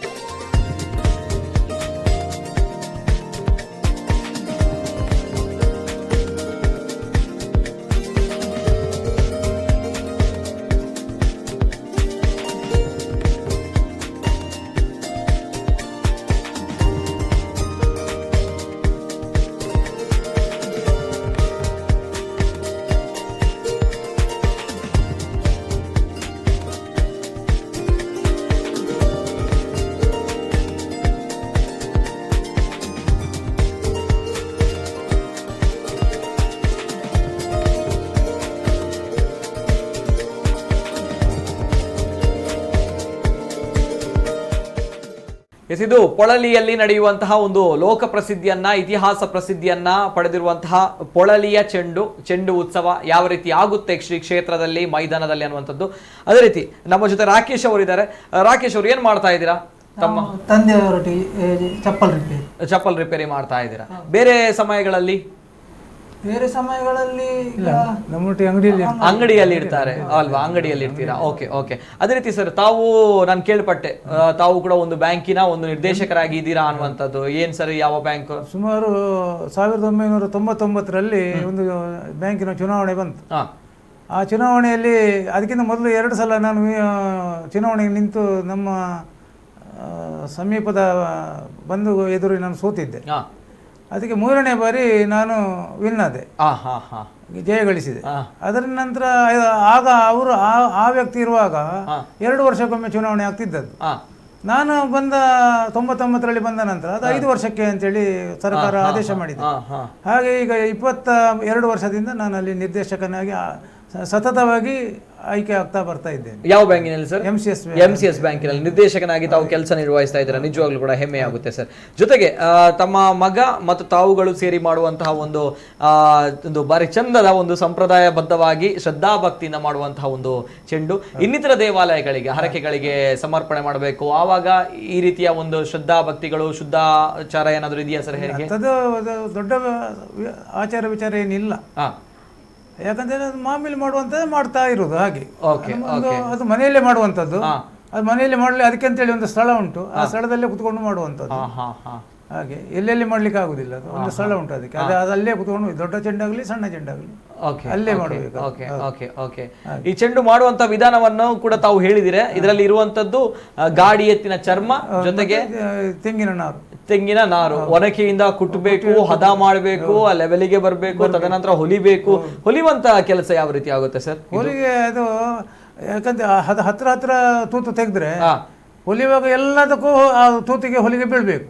ಪಟ್ಟಿ ಕೊಡುವಾಗ ಒಂದನ್ನು ಬಿಟ್ಟು ಒಂದಕ್ಕೆ ನೋಡಿ, ಇಲ್ಲಿ ನೋಡಿ, ಇಲ್ಲಿಂದ ಈ ಮಧ್ಯದಲ್ಲಿ ಒಳಗಿಂದ ಉಂಟು, ಇಲ್ಲಿ ಹೊರಗಿಂದ ಉಂಟು, ಇಲ್ಲಿ ಒಳಗಿಂದ ಉಂಟು, ಇಲ್ಲಿ ಹೊರಗಿಂದ ಉಂಟು. ಹಾಗೆ ಒಂದು ಒಳಗಿಂದ ಒಂದು ಹೊರಗಿಂದ ಹಾಗೆ. ಓಹೋ ಸರಿ ಹಾಗೆ.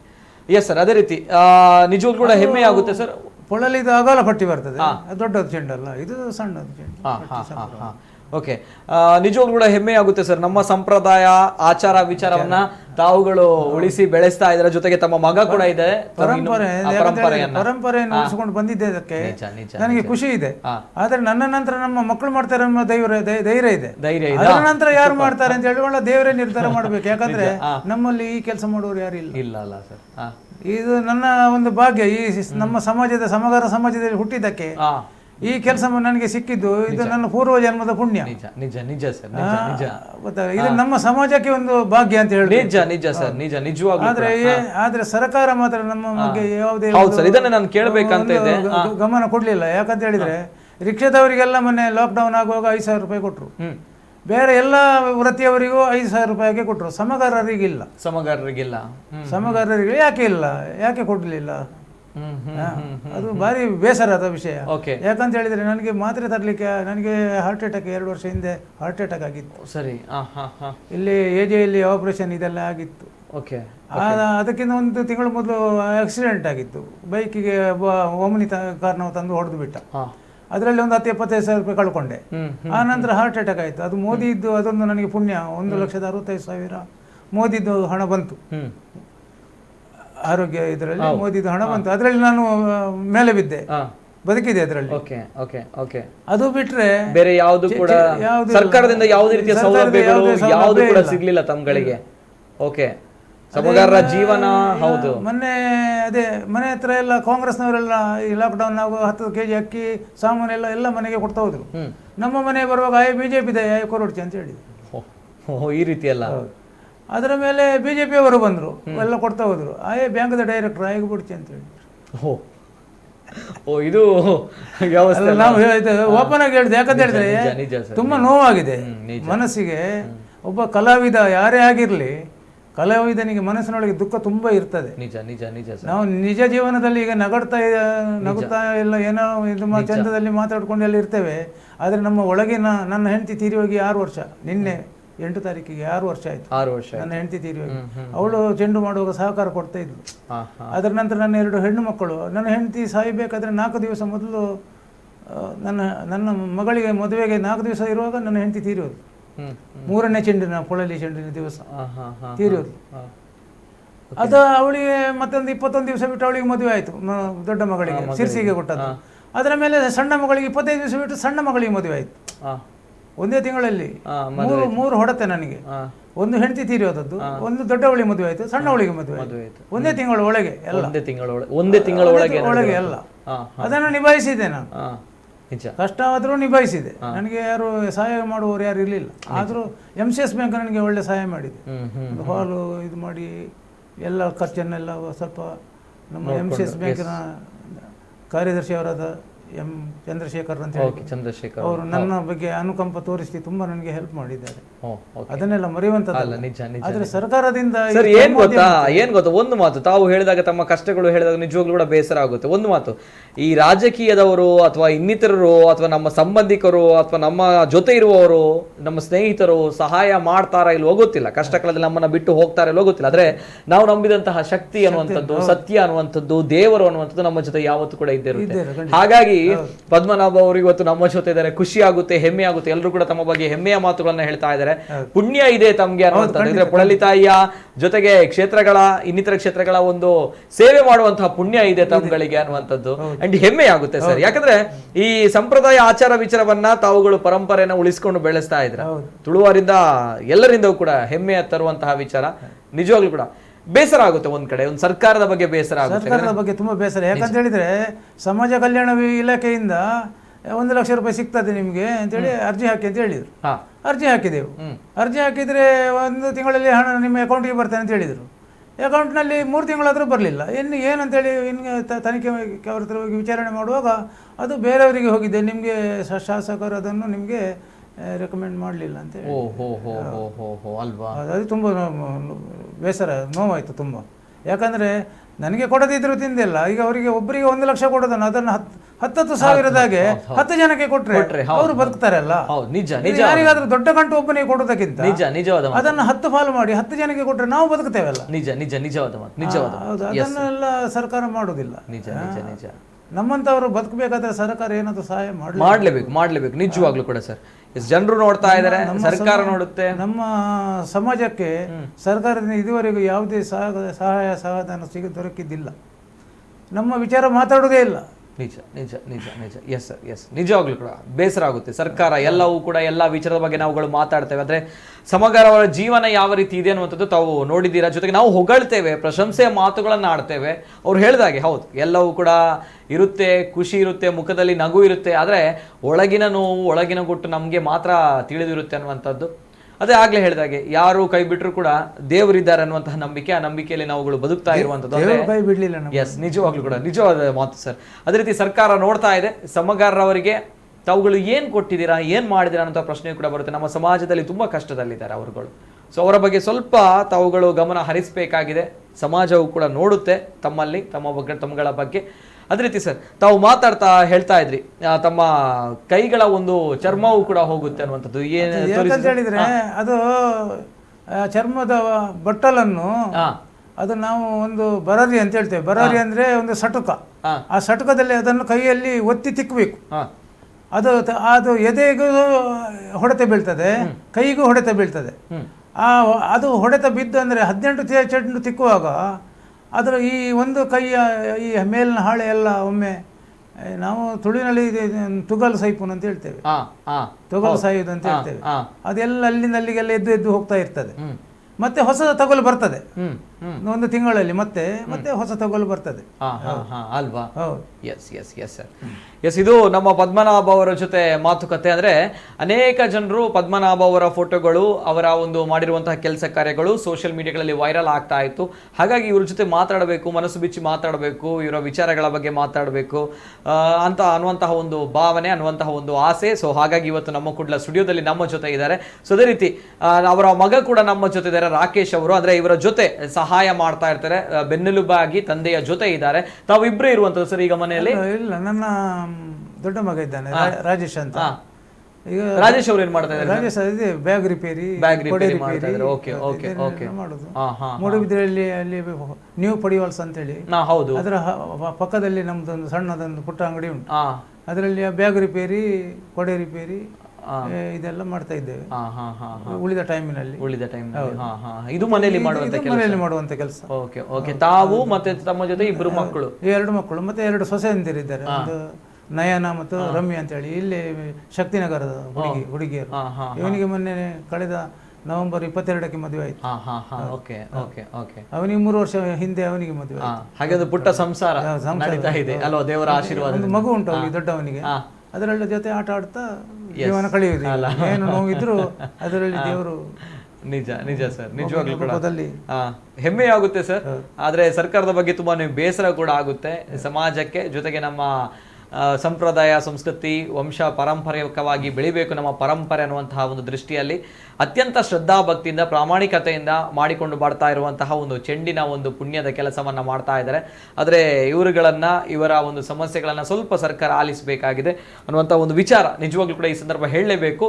ಅಂಡ್ ಕೊನೆಯದಾಗಿ ಸರ್, ಏನ್ ಹೇಳಲಿಕ್ಕೆ ಇಷ್ಟಪಡ್ತೀರಾ ಸರ್ ಜನತೆಗೆ ಹೇಳುವಂತಹ ವಿಚಾರ, ಜೊತೆಗೆ ತಾಯಿಯ ಬಗ್ಗೆ ತಮ್ಮ ಮಾತುಗಳು ಏನಾದ್ರು ಇದ್ರೆ, ತಮ್ಮ ಒಂದು ಜೀವನದ ಬಗ್ಗೆ ಕೊನೆಯದಾಗಿ ತಮ್ಮ ಮಾತುಗಳು ಸರ್. ಈಗ ತಾಯಿಯ ದಯದಿಂದಲೇ ನಾವು ಈಗ ಆರೋಗ್ಯದಲ್ಲಿ ಇರುವುದು. ಇಲ್ಲದಿದ್ರೆ ಒಂದು 2-3 ವರ್ಷ ಹಿಂದಿನ ಪರಿಸ್ಥಿತಿ ನೋಡಿದ್ರೆ ಇಷ್ಟೊತ್ತು ಎಲ್ಲೋ ಹೋಗ್ಬೇಕಿತ್ತು. ಆದರೆ ಆ ತಾಯಿ ನಮ್ಮನ್ನು ಕೈ ಬಿಡಲಿ, ನನ್ನ ಕುಟುಂಬವನ್ನು ಕೈ ಬಿಡಲಿಲ್ಲ, ನನ್ನ ಕುಟುಂಬವನ್ನು ಕೈ ಬಿಡಲಿಲ್ಲ. ಮತ್ತೆ ಇನ್ನೂ ಅಷ್ಟು ಚೆಂಡು ಮಾಡುವ ಆಸೆ ಇದೆ ಅವಳ ಸೇವೆ ಮಾಡಲಿಕ್ಕೆ. ಅವಳ ಶಕ್ತಿಯಿಂದ ಇಡೀ ಮೈ ಕೈಯೆಲ್ಲ ನೋವು, ಅವಳನ್ನು ಎಣಿಸಿ ಮಲಗಿದ್ರೆ ಏನು ನೋವು ಇಲ್ಲ. ಮತ್ತೆ ಒಂದು ಪವಾಡ ಅಂತ ಹೇಳಿದ್ರೆ, ಈ ಸಲ ನಾನು ಪೊಳಲಿ ಚೆಂಡು ಮಾಡುವ ಡೌಟ್ ಇತ್ತು ನನಗೆ, ಮಾಡ್ಲಿಕ್ಕೆ ಸಾಧ್ಯ ಇಲ್ಲ. ಯಾಕೆ ಸರ್? ನನ್ನ ಮೈಯೆಲ್ಲ ನೋವು, ಆಕ್ಸಿಡೆಂಟ್ ಆಗಿಲ್ಲ, ಹಾಗೆ ಇದೆಲ್ಲ ಪಾರ್ಟ್ಸ್ ಗಳೆಲ್ಲ ನೋವು. ಮಾತ್ರೆ ಉಂಟು, ದಿವಸಕ್ಕೆ ಒಂದು 4-5 ಮಾತ್ರೆಗಳು ಉಂಟು. ತಿಂಗಳಿಗೆ 3-3.5 ಸಾವಿರ ರೂಪಾಯಿ ಮಾತ್ರೆಗೆ ಬೇಕು. ತಿಂಗಳಿಗೆ 3 ಮಾತ್ರೆಗೆ ಬೇಕು. ಅದು ಈ ಮೋದಿ ಕೇರ್ ಅಂತ ಹೇಳಿ ಸ್ವಲ್ಪ ಬಂದದ್ರಿಂದ ನಮ್ಗೆ ಸ್ವಲ್ಪ ಉಪಕಾರ ಆಗಿದೆ ಈಗ. ಹಾಗೆ ಈ ಸಲ ಚೆಂಡು ಮಾಡುದಿಲ್ಲ ಅಂತೇಳಿ, ಮಾಡ್ಲಿಕ್ಕೆ ಸಾಧ್ಯ ಇಲ್ಲ ಅಂತೇಳಿ ಒಂದು ಅಂದಾಜಲ್ಲಿ ಇದ್ದೆ ನಾನು. ಆ ಚರ್ಮ ತಂದಿದ್ದೇನೆ, ಅದನ್ನು ಹೇಗೆ ಮಾಡೋದು, ಹೇಗೆ ನಿಭಾಯಿಸೋದು ಅಂತ ಹೇಳಿದ್ದೆ.